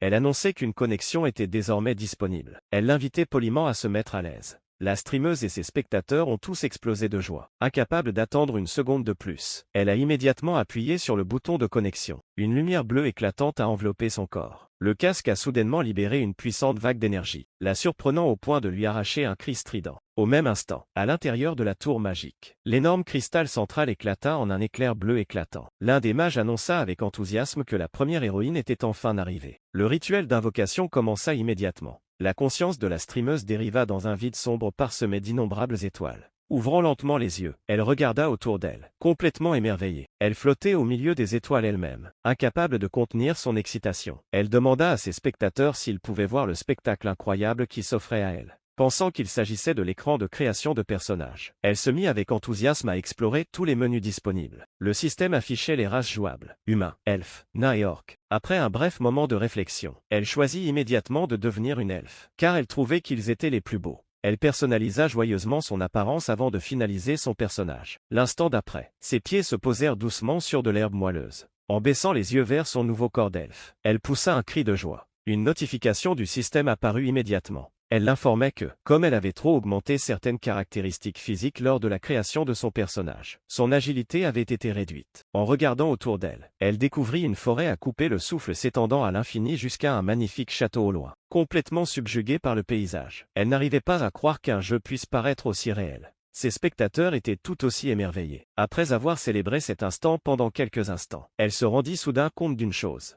Elle n'avait absolument aucune idée de l'endroit où elle était censée aller. À ce moment-là, une voix calme se fit entendre derrière elle. Elle lui indiqua que le village de départ se trouvait dans cette direction. Surprise, elle se retourna rapidement. Devant elle se tenait un chevalier blond incroyablement beau, vêtu d'une armure étincelante. Avec un sourire chaleureux, il remarqua qu'elle avait l'air complètement perdue avant de lui proposer poliment de la guider. Il se présenta alors en disant qu'il s'appelait Léon. Enfin, le premier groupe de joueurs était officiellement arrivé à Arsilan. Le village d'Éden se remplit rapidement de nouveaux venus enthousiastes. Les joueurs couraient dans les rues, sautaient à plusieurs reprises pour tester la physique du jeu et admiraient chaque petit détail qui les entourait. Un joueur déclara haut et fort que le président Li Jiwoo était un génie absolu. Un autre rassembla rapidement les joueurs à proximité avant de leur proposer de commencer à gagner des niveaux ensemble. Un guerrier particulièrement désorienté regardait autour de lui, incrédule. Il affirmait que, quelques instants plus tôt encore, il combattait le démon céleste et pensait qu'il s'agissait simplement d'un autre événement étrange lié à sa vie antérieure. Pendant ce temps, la streameuse suivit le beau chevalier dans le village. Elle fut surprise de découvrir que des centaines de joueurs s'y étaient déjà rassemblés. En regardant autour d'elle, elle se rendit vite compte qu'elle n'avait toujours aucune idée de ce qu'elle devait faire ensuite. Apercevant un garde à proximité, elle s'approcha pour lui demander son chemin. Dès que le garde l'aperçut s'approcher, il devint immédiatement nerveux. Il se rappela silencieusement qu'il devait suivre le scénario à la lettre. Arborant un sourire amical, il souhaita la bienvenue à l'héroïne nouvellement arrivée au village d'Éden avant de lui demander poliment son nom. Comprenant qu'il s'agissait de l'enregistrement de son nom de personnage, elle saisit avec enthousiasme son nom d'utilisateur. Et belle. Le système confirma immédiatement l'enregistrement tout en lui rappelant une nouvelle fois que son corps personnalisé souffrait d'une agilité réduite. Voir son nom officiel dans le jeu apparaître rendit l'expérience encore plus authentique. Curieuse, elle demanda au garde s'il était lui-même un autre joueur. Le garde se contenta de poursuivre son dialogue scripté sans sortir de son personnage. Cela suffit à la convaincre qu'il s'agissait d'un véritable personnage non-joueur. Elle lui demanda alors s'il avait des quêtes à lui proposer.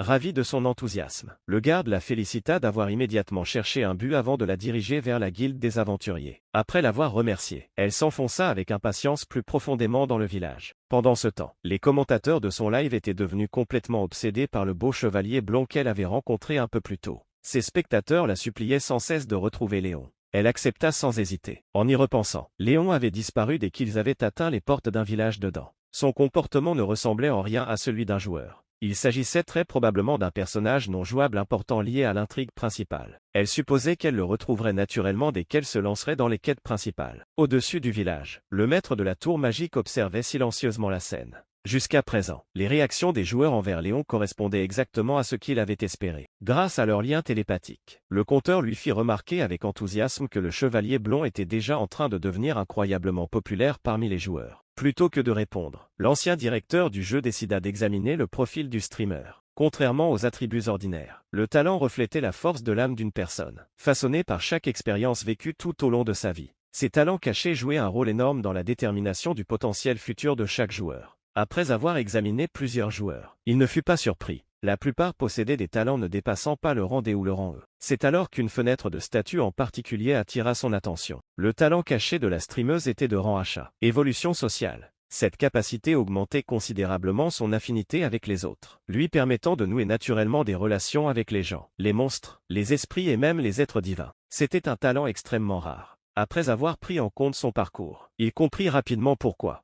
Les années passées à interagir avec des millions de spectateurs avaient naturellement renforcé sa capacité à créer des liens avec les autres. Si son potentiel était correctement cultivé, elle pourrait un jour rassembler d'innombrables héros et devenir l'une des plus grandes dirigeantes d'Arsilan. Entre-temps, la streameuse arriva à la guilde des aventuriers. Poussant délicatement les imposantes portes d'entrée, elle jeta un coup d'œil à l'intérieur avant de pénétrer dans le hall somptueux. Les décorations élégantes et l'atmosphère raffinée dépassaient toutes ses attentes. Avant qu'elle n'ait eu le temps d'admirer davantage les lieux, une voix enjouée l'accueillit. Derrière le comptoir d'accueil se tenait une magnifique elfe au sourire chaleureux. Elle se présenta poliment sous le nom de Tia avant d'accueillir la nouvelle aventurière au sein de la guilde. La streameuse se figea immédiatement. Le chat de son live explosa d'enthousiasme, tout le monde s'accordant à dire que la réceptionniste était d'une beauté incroyable. Tia expliqua calmement les avantages accordés à chaque nouvel aventurier avant de lui demander de remplir les formalités d'inscription. Sans hésiter, la streameuse signa le document et devint officiellement membre de la guilde des aventuriers. La réceptionniste lui tendit alors un kit de débutant étonnamment lourd.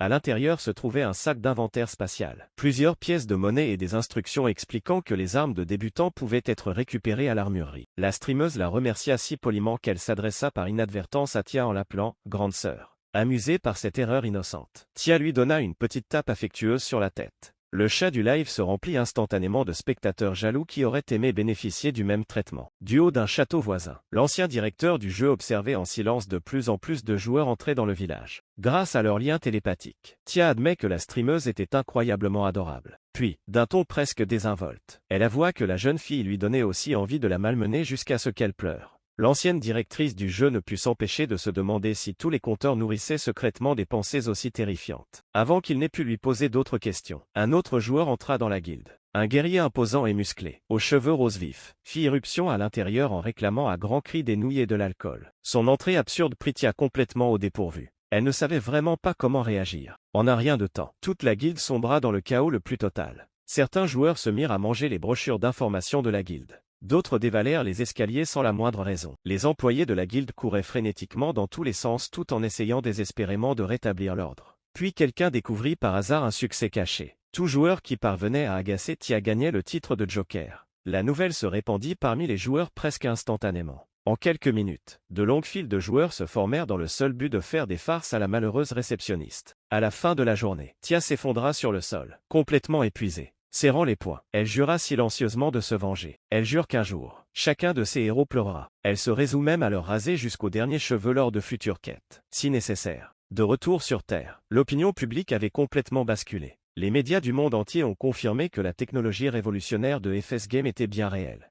Les influenceurs qui s'étaient auparavant moqués de l'entreprise se sont empressés de publier des vidéos d'excuses. Certains ont ouvertement admis avoir critiqué le projet sans disposer de preuves tangibles. Partout dans le monde, les chaînes de télévision ont interrompu leurs programmes habituels pour rendre compte de cette avancée révolutionnaire dans le domaine de la réalité virtuelle. Partout, dans les salles de réunion des entreprises, les dirigeants ont pris conscience que l'industrie du jeu vidéo avait changé à jamais. Quiconque ne parviendrait pas à s'adapter serait inévitablement laissé pour compte. Une semaine après le lancement, le jeune président est arrivé au bureau comme d'habitude, saluant tout le monde d'un joyeux bonjour. On l'informa immédiatement que des camions promotionnels avaient encerclé le bâtiment de l'entreprise, faisant la promotion des opportunités de carrière chez Arsilan. Il déclara qu'il les avait déjà remarquées en arrivant au travail. La popularité du jeu ne cessait de croître de jour en jour. Le directeur du développement a indiqué que l'équipe était submergée d'appels téléphoniques incessants depuis le lancement du jeu. Le président a sincèrement remercié tout le monde pour son travail acharné. Interrogé sur le prochain lot de casques Soul Link, il a révélé que 50 000 unités supplémentaires avaient déjà été préparées pour les précommandes. Cela signifiait qu'Arsilan allait bientôt compter 50 000 héros supplémentaires. Enfin, la première étape de la reconstruction du monde pouvait véritablement commencer. Il a ensuite annoncé que l'équipe de développement allait bientôt commencer à mettre à jour le scénario principal du jeu. L'effervescence s'est immédiatement emparée du bureau. Cette annonce signifiait également que le prince Léon allait enfin faire son apparition officielle. Des produits dérivés avaient déjà été préparés. Figurines, porte-clés, objets de collection. Même les employés ne pouvaient s'empêcher de vouloir les posséder. Ailleurs, le beau chevalier blond se tenait seul devant un grand miroir doré. Observant tranquillement son propre reflet, il se demandait si ce nouveau corps était vraiment aussi impressionnant que tout le monde le prétendait. Après avoir pris plusieurs poses, il admit à contre-cœur qu'il était, en effet, incroyablement beau. Avant qu'il n'ait pu continuer à s'admirer, Tia fit soudain irruption dans la pièce. Surpris, il s'empressa de lui faire remarquer qu'elle aurait dû frapper avant d'entrer. Ignorant complètement sa remarque, elle s'adressa à lui de manière théâtrale, le décrivant comme un voyageur tragique au regard triste. Comprenant qu'elle répétait son texte, Léon entra immédiatement dans son jeu. Il lui demanda si elle souhaitait entendre son histoire tragique. La conteuse cessa aussitôt de jouer la comédie. Gênée, elle le supplia d'arrêter de parler de manière aussi exagérément dramatique. Après avoir répété ensemble pendant si longtemps, l'ancien directeur du jeu demanda enfin où les joueurs pourraient trouver de meilleurs terrains de chasse pour gagner des niveaux.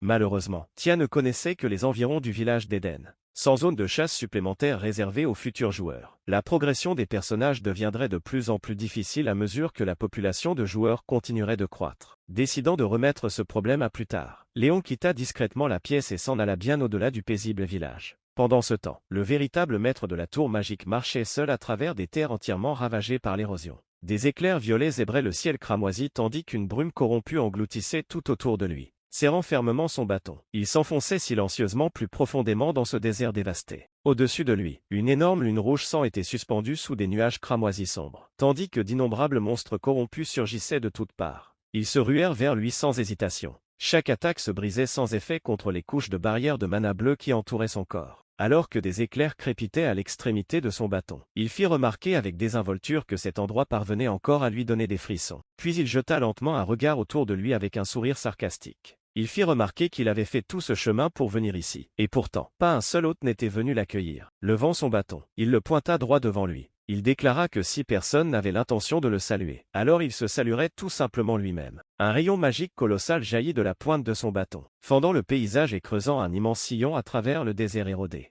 Il laissa échapper un petit rire. Il déclara que ce n'était rien de plus qu'un sort de sonnette. Un rire sinistre résonna à travers les terres corrompues, au cœur d'une tempête tourbillonnante de corruption. Une créature gigantesque, couverte d'innombrables yeux cramoisis brillants, émergea lentement. Le maître de la corruption était apparu. Se moquant de l'archimage, le monstre lui demanda s'il était enfin revenu pour lui livrer son âme. L'ancien directeur du jeu ne put s'empêcher de se remémorer tous les prêtres et paladins qui avaient péri aux mains de cette même créature. Leurs âmes avaient été dévorées, ne laissant derrière elles que des serviteurs sans esprit de l'érosion. C'est pour cela qu'il avait passé des siècles à se battre seul, et qu'au final, même lui avait fini par être vaincu. Le monstre continua à se moquer de sa résistance. Il lui demanda combien de temps encore ces barrières de mana pourraient bien le maintenir en vie. Au lieu de répondre immédiatement, l'archimage se contenta de sourire. Agacé par cette réaction, le monstre exigea de savoir ce qu'il trouvait de si amusant. Il répondit calmement qu'il venait de réaliser à quel point la créature était pathétique. Il expliqua que, aussi terrifiante qu'elle puisse paraître, elle restait prisonnière de son propre territoire.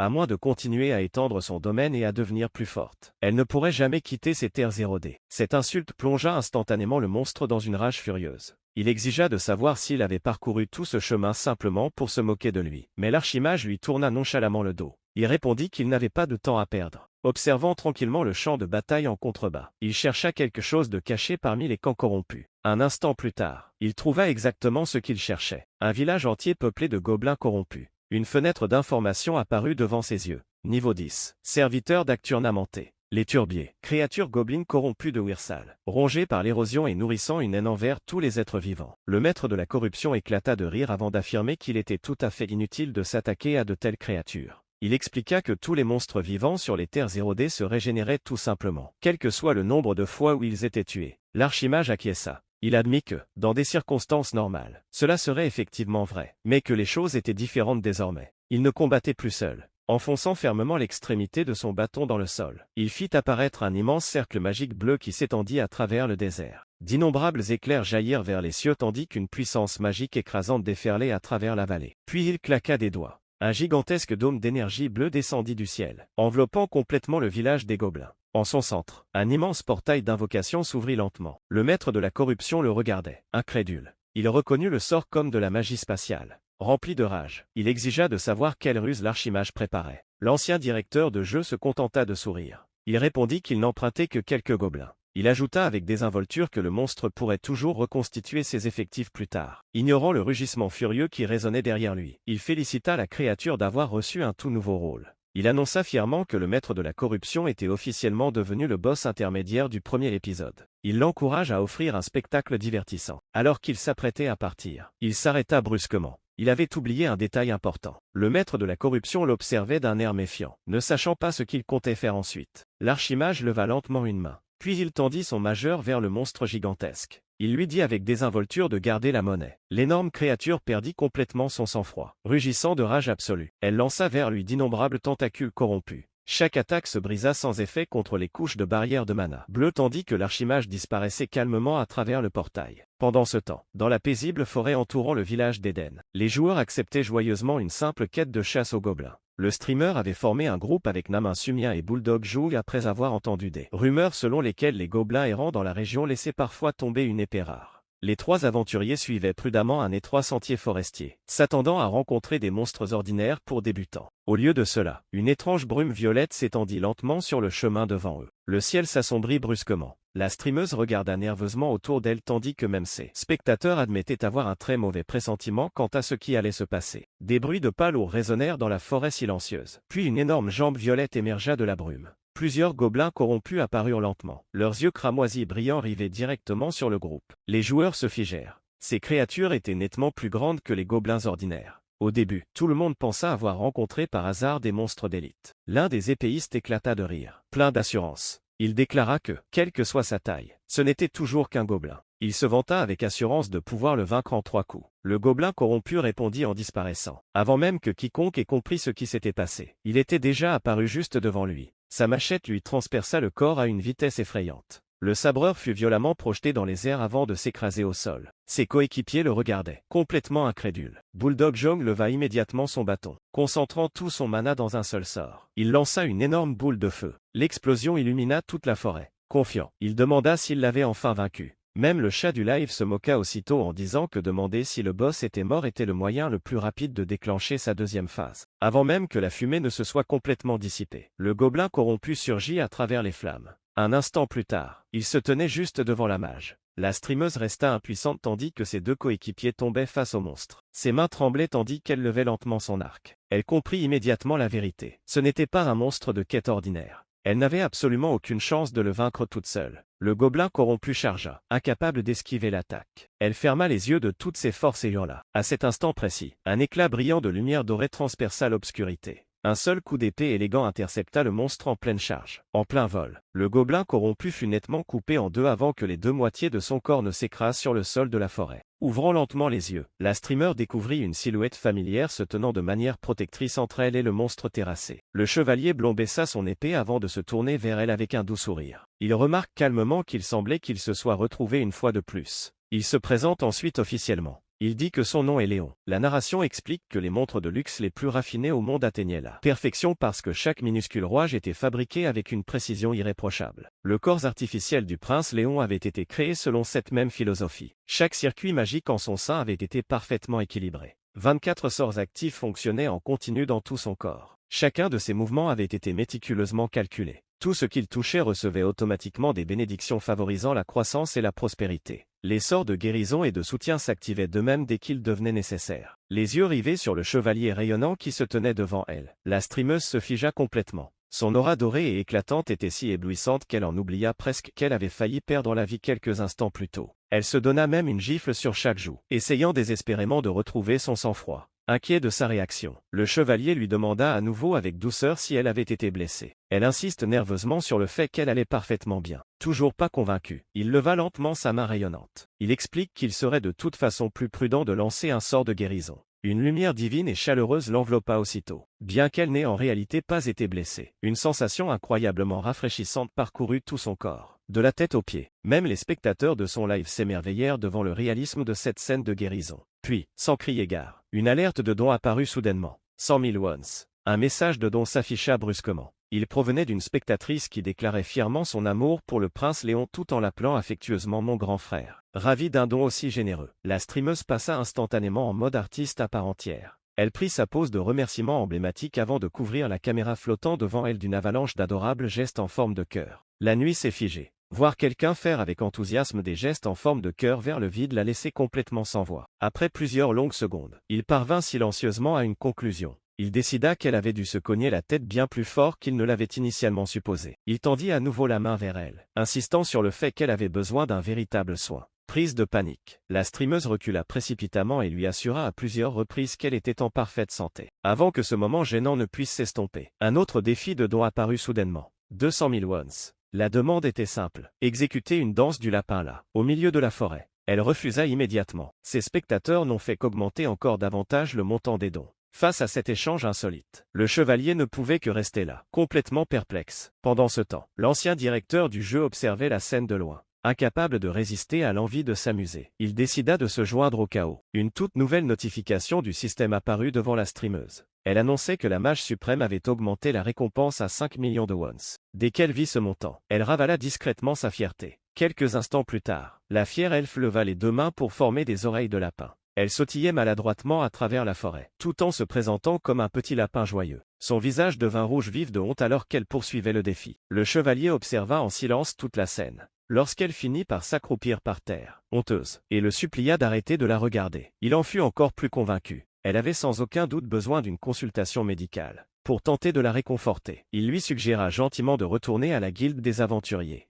Elle insista désespérément une nouvelle fois sur le fait qu'elle ne s'était pas blessée à la tête. Ce quiproquo hilarant s'est répandu sur Internet presque immédiatement. La vidéo a battu tous les records d'audience et est rapidement devenue l'un des moments les plus viraux du jeu. Alors qu'il marchait côte à côte à travers la forêt, les streamers admiraient secrètement le chevalier de dos. Même son dos était incroyablement beau. Grâce à ses capacités, Léon pouvait entendre chacune de ses pensées. Gêné, il détourna discrètement le regard et fit semblant de ne rien remarquer. Après avoir marché un certain temps, il s'arrêta enfin. Se tournant vers elle, il lui expliqua calmement qu'ils avaient atteint une zone sûre. Il lui dit que les gobelins corrompus ne pourraient pas les atteindre à cet endroit. Reconnaissante d'avoir été sauvée, la jeune elfe se présenta officiellement. Elle dit s'appeler Ablé. Le chevalier lui rendit poliment la politesse. Il lui dit qu'il s'appelait Léon. Il explique qu'il était un voyageur. Il poursuivit en expliquant qu'il enquêtait sur la propagation de l'érosion et qu'il avait découvert une immense horde de gobelins corrompus qui se rassemblaient dans toute la forêt environnante. Quelque chose de bien plus dangereux était en train de se tramer. Le streamer demanda si l'étrange apparence violette du monstre était due à l'érosion.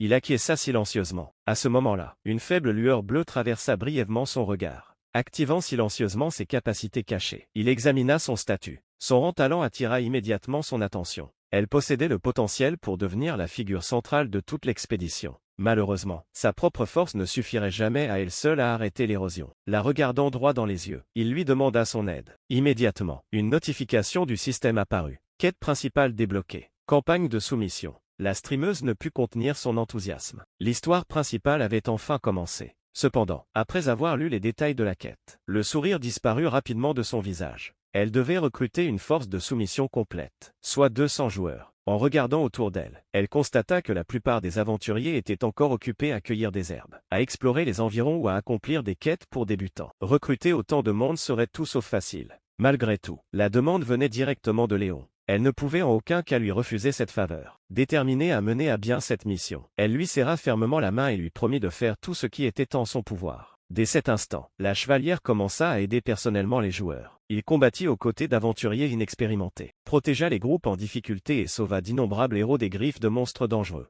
Les joueurs ne cessaient de le remercier pour son aide. Même ceux qui cueillaient des herbes recevaient des éloges sincères pour leurs efforts. Lorsqu'une jeune aventurière peinait à récolter des ingrédients, Léon l'encouragea gentiment en lui expliquant que même des spécialistes expérimentés auraient trouvé la tâche difficile. Ces simples mots suffirent à la combler de bonheur. En récompense du travail acharné de chacun, il distribua des sacs remplis de potions et de fournitures utiles. Les joueurs hésitèrent. Il craignait qu'il ne se retrouve lui-même sans rien. Le chevalier se contenta de sourire. Il affirmait que tant qu'il les aurait tous à ses côtés, tout irait pour le mieux. Les histoires concernant Léon se sont rapidement répandues dans toute la communauté, et les forums se sont remplis de messages sincères rédigés par des joueurs dont la vie avait été transformée. Une jeune femme a avoué avoir passé des années enfermée dans sa chambre. Après que Léon l'eut qualifiée d'héroïne, elle a enfin trouvé le courage de sortir. Elle a serré sa mère dans ses bras, en larmes, après avoir pris conscience de l'inquiétude qu'elle lui avait causée toutes ces années. À partir de ce jour-là, elle a décidé de ne plus fuir la vie. Elle affirme que si elle a pu devenir une héroïne à Arsilan, alors elle peut aussi devenir plus forte dans le monde réel. En lisant ses témoignages depuis son bureau, l'ancien directeur du jeu sourit.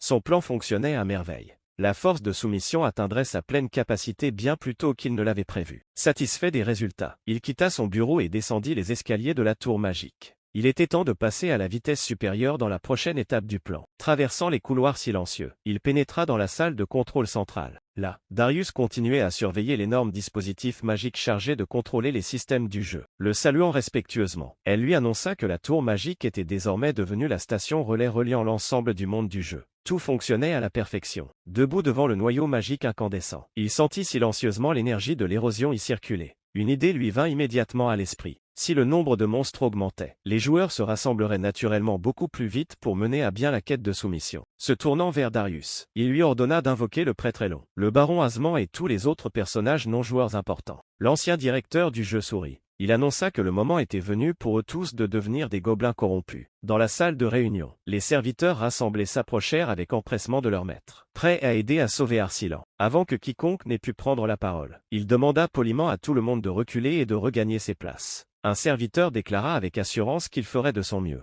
L'ancien directeur du gang se tourna vers Darius avant de lui demander si elle avait déjà expliqué la situation. Elle admit calmement que non. Elle expliqua qu'elle souhaitait simplement observer elle-même les réactions de chacun. À ce moment-là, Tia apparut soudain à ses côtés sans faire le moindre bruit. Surpris par ce murmure soudain à son oreille, il faillit sauter au plafond. Lorsqu'il se retourna et découvrit son visage à quelques centimètres seulement du sien, avec une expression agacée et les veines saillantes, il poussa un cri strident avant de lui reprocher de toujours se faufiler derrière les gens. Complètement épuisé, Tia s'effondra sur un canapé tout proche. Inquiet, il lui demanda s'il s'était passé quelque chose. La conteuse lui lança un regard noir avant de répéter sa question d'un ton sarcastique. Puis toute sa frustration explosa. Elle se plaignit avec colère que les héros avaient passé toute la journée à semer le chaos au sein de la guilde des aventuriers simplement pour obtenir des succès ridicules. Elle explique qu'un seul joueur avait fait tellement de farces absurdes qu'elle avait failli perdre la raison à force d'essayer d'y faire face. L'ancien directeur du jeu s'excusa maladroitement tout en essayant désespérément de ne pas rire. Tia le pointa immédiatement du doigt avant de l'avertir de ne plus jamais gaspiller de précieuses énergies magiques à créer des succès comme cela. Il promit rapidement qu'il avait compris. Décidant de changer de sujet, il se tourna vers le prêtre Alon et le baron Assement avant de leur demander comment les choses s'étaient passées de leur côté. Les deux hommes se mirent aussitôt à se plaindre. Le prêtre soupira avant d'expliquer que les joueurs le soupçonnaient constamment de cacher secrètement des informations importantes, même lorsqu'il se contentait de rester immobile sans rien faire du tout.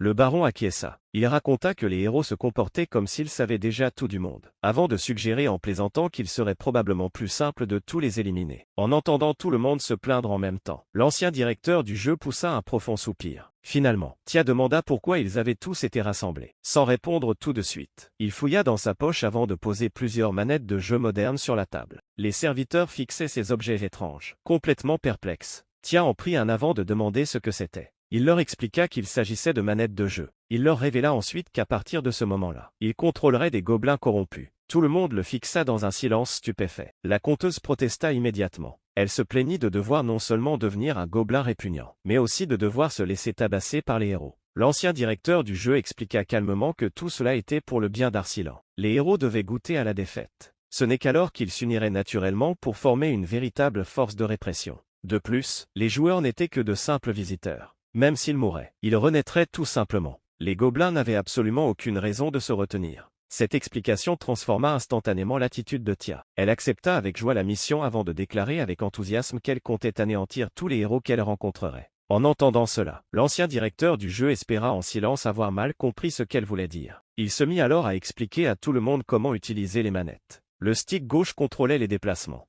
Les boutons de droite déclenchaient les attaques. Les commandes avaient été volontairement conçues pour rester simples. Après avoir ouvert un écran magique, il activa le système avant de demander à Tia de s'y essayer. Elle poussa prudemment le joystick vers l'avant. Sur l'écran géant, un gobelin corrompu se mit aussitôt à courir à travers la forêt. Les yeux de la conteuse brillaient d'excitation. Voir le monstre obéir à chacun de ses ordres s'avéra étonnamment divertissant. L'ancien directeur du jeu loua la rapidité avec laquelle elle avait appris les commandes. Avec un sourire malicieux, elle répondit qu'elle veillerait à ce que les héros aient largement de quoi se motiver pour s'unir contre les gobelins. En la voyant s'amuser autant, le prêtre Alon admit qu'il disposait lui aussi de beaucoup de temps libre ainsi que d'une expérience considérable en matière de tactique de combat. L'ancienne directrice du jeu lui tendit immédiatement une autre manette. Très vite, tout le monde se mit à jouer ensemble. Ils découvrirent rapidement que les gobelins pouvaient bondir en arrière, lancer des attaques surprises et combiner différentes techniques de combat. Même le baron Assement se laissa complètement absorber par le contrôle des monstres, en regardant les gobelins hideux courir sur l'écran magique. L'ancien directeur du jeu fit remarquer avec désinvolture qu'il n'était certainement pas très attirant. Elon éclata de rire avant de plaisanter en disant que, comparé à ces créatures, l'ancien directeur du jeu était lui-même remarquablement beau. En activant une visière magique sur un œil, l'ancien directeur du jeu surveillait attentivement tout ce qui se passait dans l'univers du jeu. En balayant la pièce du regard, il esquissa un sourire discret.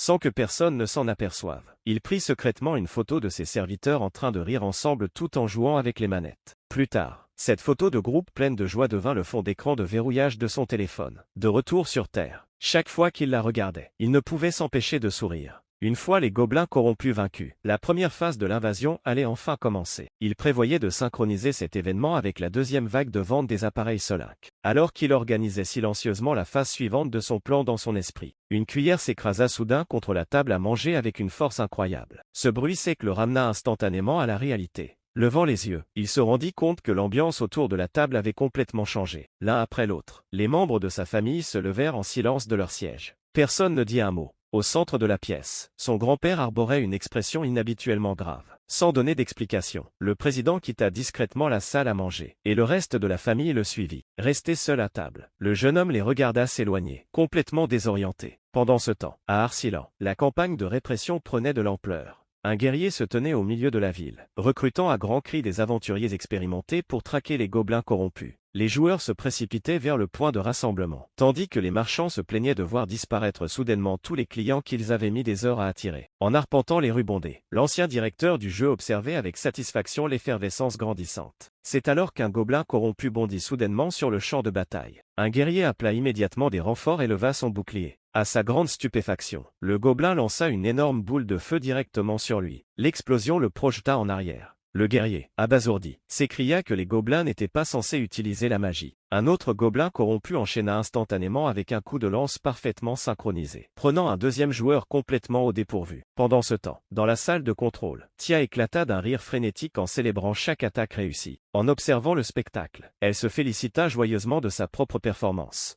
À ce moment-là, l'ancien directeur du jeu entra dans la pièce. Dès qu'il vit ce qui se passait, il comprit immédiatement qui en était responsable. Tia se tourna lentement vers lui. Son visage était pâle, marqué par d'énormes cernes sous les yeux. Elle semblait complètement épuisée, mais, d'une manière ou d'une autre, elle continuait de sourire comme une folle. En regardant autour de lui, il se rendit compte que tous les serviteurs présents dans la pièce se ressemblaient comme deux gouttes d'eau. Il était évident qu'il contrôlait des gobelins sans interruption depuis des heures. C'était censé être un entraînement pour les héros. Au lieu de cela, c'était devenu une séance de torture pour les deux camps. Tia poussa un cri de joie après avoir vaincu un énième joueur. En observant son enthousiasme, il acquit la certitude absolue que ses serviteurs prenaient tout simplement plaisir à malmener les héros. C'est alors qu'il remarqua quelque chose d'étrange. La fenêtre de statistiques du monstre avait changé. Son titre était désormais chasseur de héros, et il était toujours au niveau 10. La tour avait automatiquement récompensé le gobelin pour avoir vaincu autant de joueurs. Stupéfait, il demanda combien de héros Tia avait réellement vaincu. Avant qu'elle n'ait pu répondre, le prêtre Elon annonça calmement qu'il était enfin temps d'utiliser leur coup spécial. La conteuse écarquilla les yeux. Elle avait failli oublier. Dans le jeu, un gobelin corrompu s'avança vers un joueur vaincu, gisant impuissant au sol. Puis il piétina délibérément la tête du joueur. Au lieu de l'achever, le gobelin se mit à s'accroupir à plusieurs reprises au-dessus de lui, dans une moquerie flagrante. Les aventuriers présents observaient cette scène humiliante. Incrédules, des joueurs furieux hurlaient contre ce monstre scandaleux.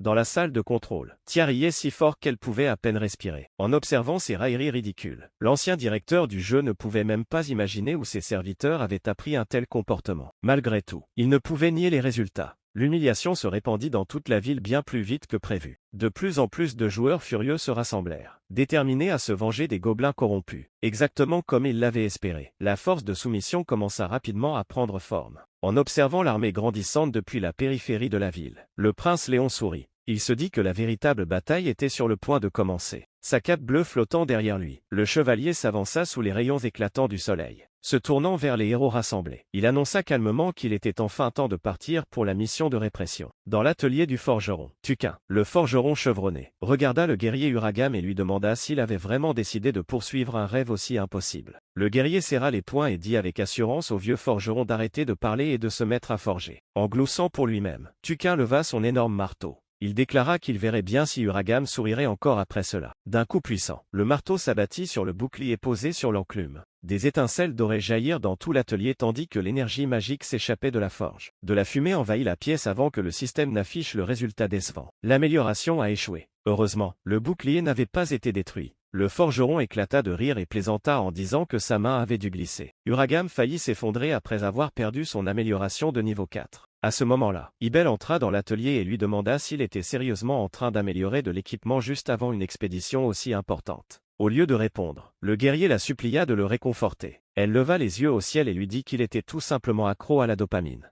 Elle lui rappela qu'il lui avait fallu plusieurs jours rien que pour atteindre le niveau 4 d'amélioration. Le guerrier s'en moquait. Le taux de réussite pour le niveau 5 n'était que de 5%. C'était justement pour cela qu'il le voulait. Plus le risque était grand, plus l'excitation était forte. La forgeronne éclata de rire et déclara qu'Urgom était bien trop téméraire pour être considéré comme un véritable héros. Ignorant cet avertissement, Urgom jeta toutes les pièces qu'il possédait sur le comptoir. Il misait tout sur une dernière tentative. Alors qu'Ibel se retournait pour quitter l'atelier, elle aperçut Léon qui se tenait juste devant la porte. Le chevalier la salua chaleureusement par son prénom et fit remarquer à quel point elle avait grandi en si peu de temps. Les joueurs à proximité tournèrent immédiatement leur attention vers eux. Curieuse, elle lui demanda ce qui l'avait amené là. Léon expliqua qu'avant le début de l'expédition, il souhaitait inspecter personnellement les préparatifs de la ville. Puisqu'il était celui qui avait sollicité l'aide de tout le monde, il tenait à apporter sa contribution de toutes les manières possibles. Sa prévenance fit que l'elfe l'admira encore davantage. Avant que la conversation ne puisse se poursuivre, Urigam sortit soudainement en trombe de l'atelier. Il fonça tout droit vers Léon à toute vitesse. Ibel paniqua un instant, pensant que quelqu'un essayait de voler le chevalier. Mais le guerrier tomba à genoux et supplia désespérément Léon de l'aider. Complètement perplexe, le chevalier lui demanda ce dont il avait besoin. Gêné, Ibel expliqua que le tank de leur groupe était devenu complètement accro à l'amélioration de l'équipement. Tout ce qu'il voulait, c'était que Léon se tienne dans l'atelier pour lui porter chance. Ne voyant aucune raison de refuser, Léon prit discrètement place à côté de l'enclume. Satisfait, Uragam donna à Tukin la permission de commencer. Le forgeron leva à nouveau son marteau. D'un coup puissant, la forge éclata en une nouvelle pluie d'étincelles brillantes. Un immense pilier de lumière dorée jaillit de l'enclume. Tout le monde le regardait, incrédule. Amélioration réussie. Bouclier en fer. Niveau d'amélioration 5. Non seulement l'amélioration avait réussi, mais elle avait également reçu l'un des meilleurs attributs bonus possibles. Le guerrier débordait d'enthousiasme, s'inclinant à plusieurs reprises devant Léon. Il le remercia pour ce miracle. Le chevalier ne put que rire, un peu gêné. Il insista sur le fait qu'il n'avait en réalité rien fait. Naturellement, Uragam ne put s'empêcher de montrer son bouclier amélioré à Igbal. Elle semblait prête à l'étrangler. Pendant ce temps, le chat de son live explosait. Voir son ami réussir la rendait incroyablement jalouse. Sans hésiter, elle attrapa Léon par le bras et le supplia de rester pour une amélioration de plus. Le chevalier sourit et lui souhaita bonne chance. L'elfe posa immédiatement son arc sur l'enclume. Le forgeron leva une nouvelle fois son marteau. Un nouveau coup, une nouvelle explosion de lumière dorée. L'amélioration était réussie. Tout l'atelier se tut. Son arc avait lui aussi atteint le niveau supérieur dès la première tentative. Le chat du live se mit aussitôt à surnommer Léon le dieu de la chance. Incapable de contenir son enthousiasme, Ibel sautait de joie en criant qu'elle l'aimait. La nouvelle se répandit dans toute la ville en quelques minutes. Bientôt, l'atelier débordait d'aventuriers portant des armes et des armures. Tout le monde voulait la bénédiction de Léon avant de tenter ses propres améliorations. Debout au milieu de la foule, le chevalier se contenta de sourire. Il affirma que ce n'était pas si difficile que ça. Derrière tout le monde, le forgeron épuisé le regardait, incrédule. Discrètement, Léon se pencha vers lui et lui murmura qu'il devait continuer à forger jusqu'à ce que tous les aventuriers aient terminé. Le vieux forgeron faillit s'évanouir. À la fin de la journée, un flot ininterrompu de notifications d'amélioration réussies s'était répandu dans toute la ville. Devant l'atelier, la file d'attente ne cessait de s'allonger. Lorsque tout fut enfin terminé, Tukin s'effondra dans un coin de la forge, complètement épuisé. Léon le remercia sincèrement pour tout son travail acharné. Bien sûr, aucun des joueurs ne croyait que le forgeron méritait le mérite. Tout le monde insistait sur le fait que la présence de Léon à elle seule avait provoqué cette incroyable série de succès. C'est alors qu'un barde enjoué, muni d'un luth, fit soudain son apparition. Il félicita avec enthousiasme Ibel et Uragam avant d'annoncer fièrement qu'il avait composé une chanson spéciale pour l'occasion. Les deux aventuriers prirent immédiatement un air nerveux. Sans attendre la permission, le barde se mit à chanter. La chanson était absolument épouvantable. Léon cligna des yeux, perplexe, et demanda à voix basse si tout le monde connaissait vraiment cet homme. Ibel soupira. Elle expliqua que le barde avait rejoint le groupe parce que son chant était si incroyablement mauvais que même les gobelins s'enfuyaient dès qu'ils l'entendaient. L'ancien directeur de jeu se rappela en silence que les elfes possédaient une ouïe extrêmement fine. Pas étonnant que tout le monde ait l'air de souffrir. Alors que Léon continuait d'observer le barde, il remarqua quelque chose d'inhabituel. L'âme de cet homme lui semblait étrangement familière. Des fragments de vieux souvenirs refirent surface. Sur Terre, le barde avait autrefois rêvé de devenir un musicien célèbre avant que la réalité ne réduise ce rêve à néant. Même après tout ce qu'il avait enduré, son âme n'avait toujours pas baissé les bras. Voyant Léon se taire soudainement, Ibel lui demanda si quelque chose n'allait pas. Le chevalier esquissa rapidement un sourire et répondit que ce n'était rien. Non, loin de là, une vive dispute éclata soudainement. Une guerrière musclée aux cheveux roux tenait absolument à prendre la tête de l'expédition. Face à elle, un chasseur barbu répliqua d'un ton sarcastique que les chiens de chasse couraient de toute façon toujours en tête. Cette insulte mit immédiatement la guerrière en rage. Le chasseur continua à la provoquer, affirmant que ce rôle lui convenait parfaitement. En grinçant des dents, elle menaça de lui casser toutes les dents avant que la dispute ne dégénère en bagarre. Léon s'interposa calmement entre eux. Il leur rappela gentiment de garder leur force pour les gobelins corrompus. Aussitôt, la guerrière se sentit gênée. Se battre devant Léon était bien la dernière chose qu'elle souhaitait. En observant de plus près les deux aventuriers, le chevalier ressentit soudain un étrange sentiment de familiarité. Activant discrètement sa capacité d'analyse, il examina leurs âmes. Les résultats le laissèrent sans voix. Le chasseur barbu était en réalité son grand-père. La barbare féroce était sa sœur aînée. Pendant un long moment, il se contenta de les fixer du regard. Sa douce grande sœur, qui avait l'habitude de lui préparer des ramen et de lui envoyer d'adorables photos de chatons, était en quelque sorte devenue une barbare hurlante brandissant des armes surdimensionnées. Que s'était-il donc passé exactement pendant qu'ils ne regardaient pas? Comme si cela ne suffisait pas, il découvrit bientôt qu'ils avaient tous deux déjà fondé leur propre guilde. Créer une guilde nécessitait une quantité énorme de points de contribution. Même les joueurs chevronnés avaient du mal à en gagner suffisamment. Ils ne comprenaient pas comment ils avaient réussi à y parvenir aussi rapidement. Avant qu'il n'ait eu le temps d'y réfléchir davantage, les joueurs présents remarquèrent l'arrivée de Léon. Des acclamations éclatèrent immédiatement dans toute l'assemblée. Les héros expliquèrent avec enthousiasme qu'ils s'étaient rassemblés parce qu'ils voulaient répondre à sa demande et éliminer les gobelins corrompus. Léon remercia sincèrement chaque joueur d'avoir répondu à son appel. L'un après l'autre, il les salua en utilisant leur pseudonyme du jeu. Sa mémoire infaillible stupéfia tout le monde. Plusieurs joueurs n'arrivaient pas à croire qu'il se souvenait de leur nom alors qu'ils ne les avaient rencontrés qu'une seule fois. Une jeune femme rougit jusqu'aux oreilles en entendant le chevalier l'appeler gracieusement par son pseudo. Balayant du regard l'immense rassemblement, Léon sourit chaleureusement. Il déclara que c'était un honneur de combattre aux côtés de héros qui étaient devenus si puissants en si peu de temps. Puis il leur demanda s'ils étaient tous prêts à marcher à ses côtés. Toute l'armée répondit par un cri assourdissant. Satisfait de leur détermination, le chevalier donna l'ordre de se mettre en route. Plus de 800 héros marchaient derrière lui tandis que l'imposante force de répression franchissait les portes de la ville. Attendant à l'extérieur, le capitaine de la garde municipale ordonna à tous les chevaliers de présenter les armes. Des rangées de soldats levèrent simultanément leurs épées étincelantes vers le ciel, rendant hommage aux héros qui partaient pour protéger Arsilan. À la tête de l'armée, Léon marcha vers les terres ravagées par l'érosion. La première grande bataille était sur le point de commencer.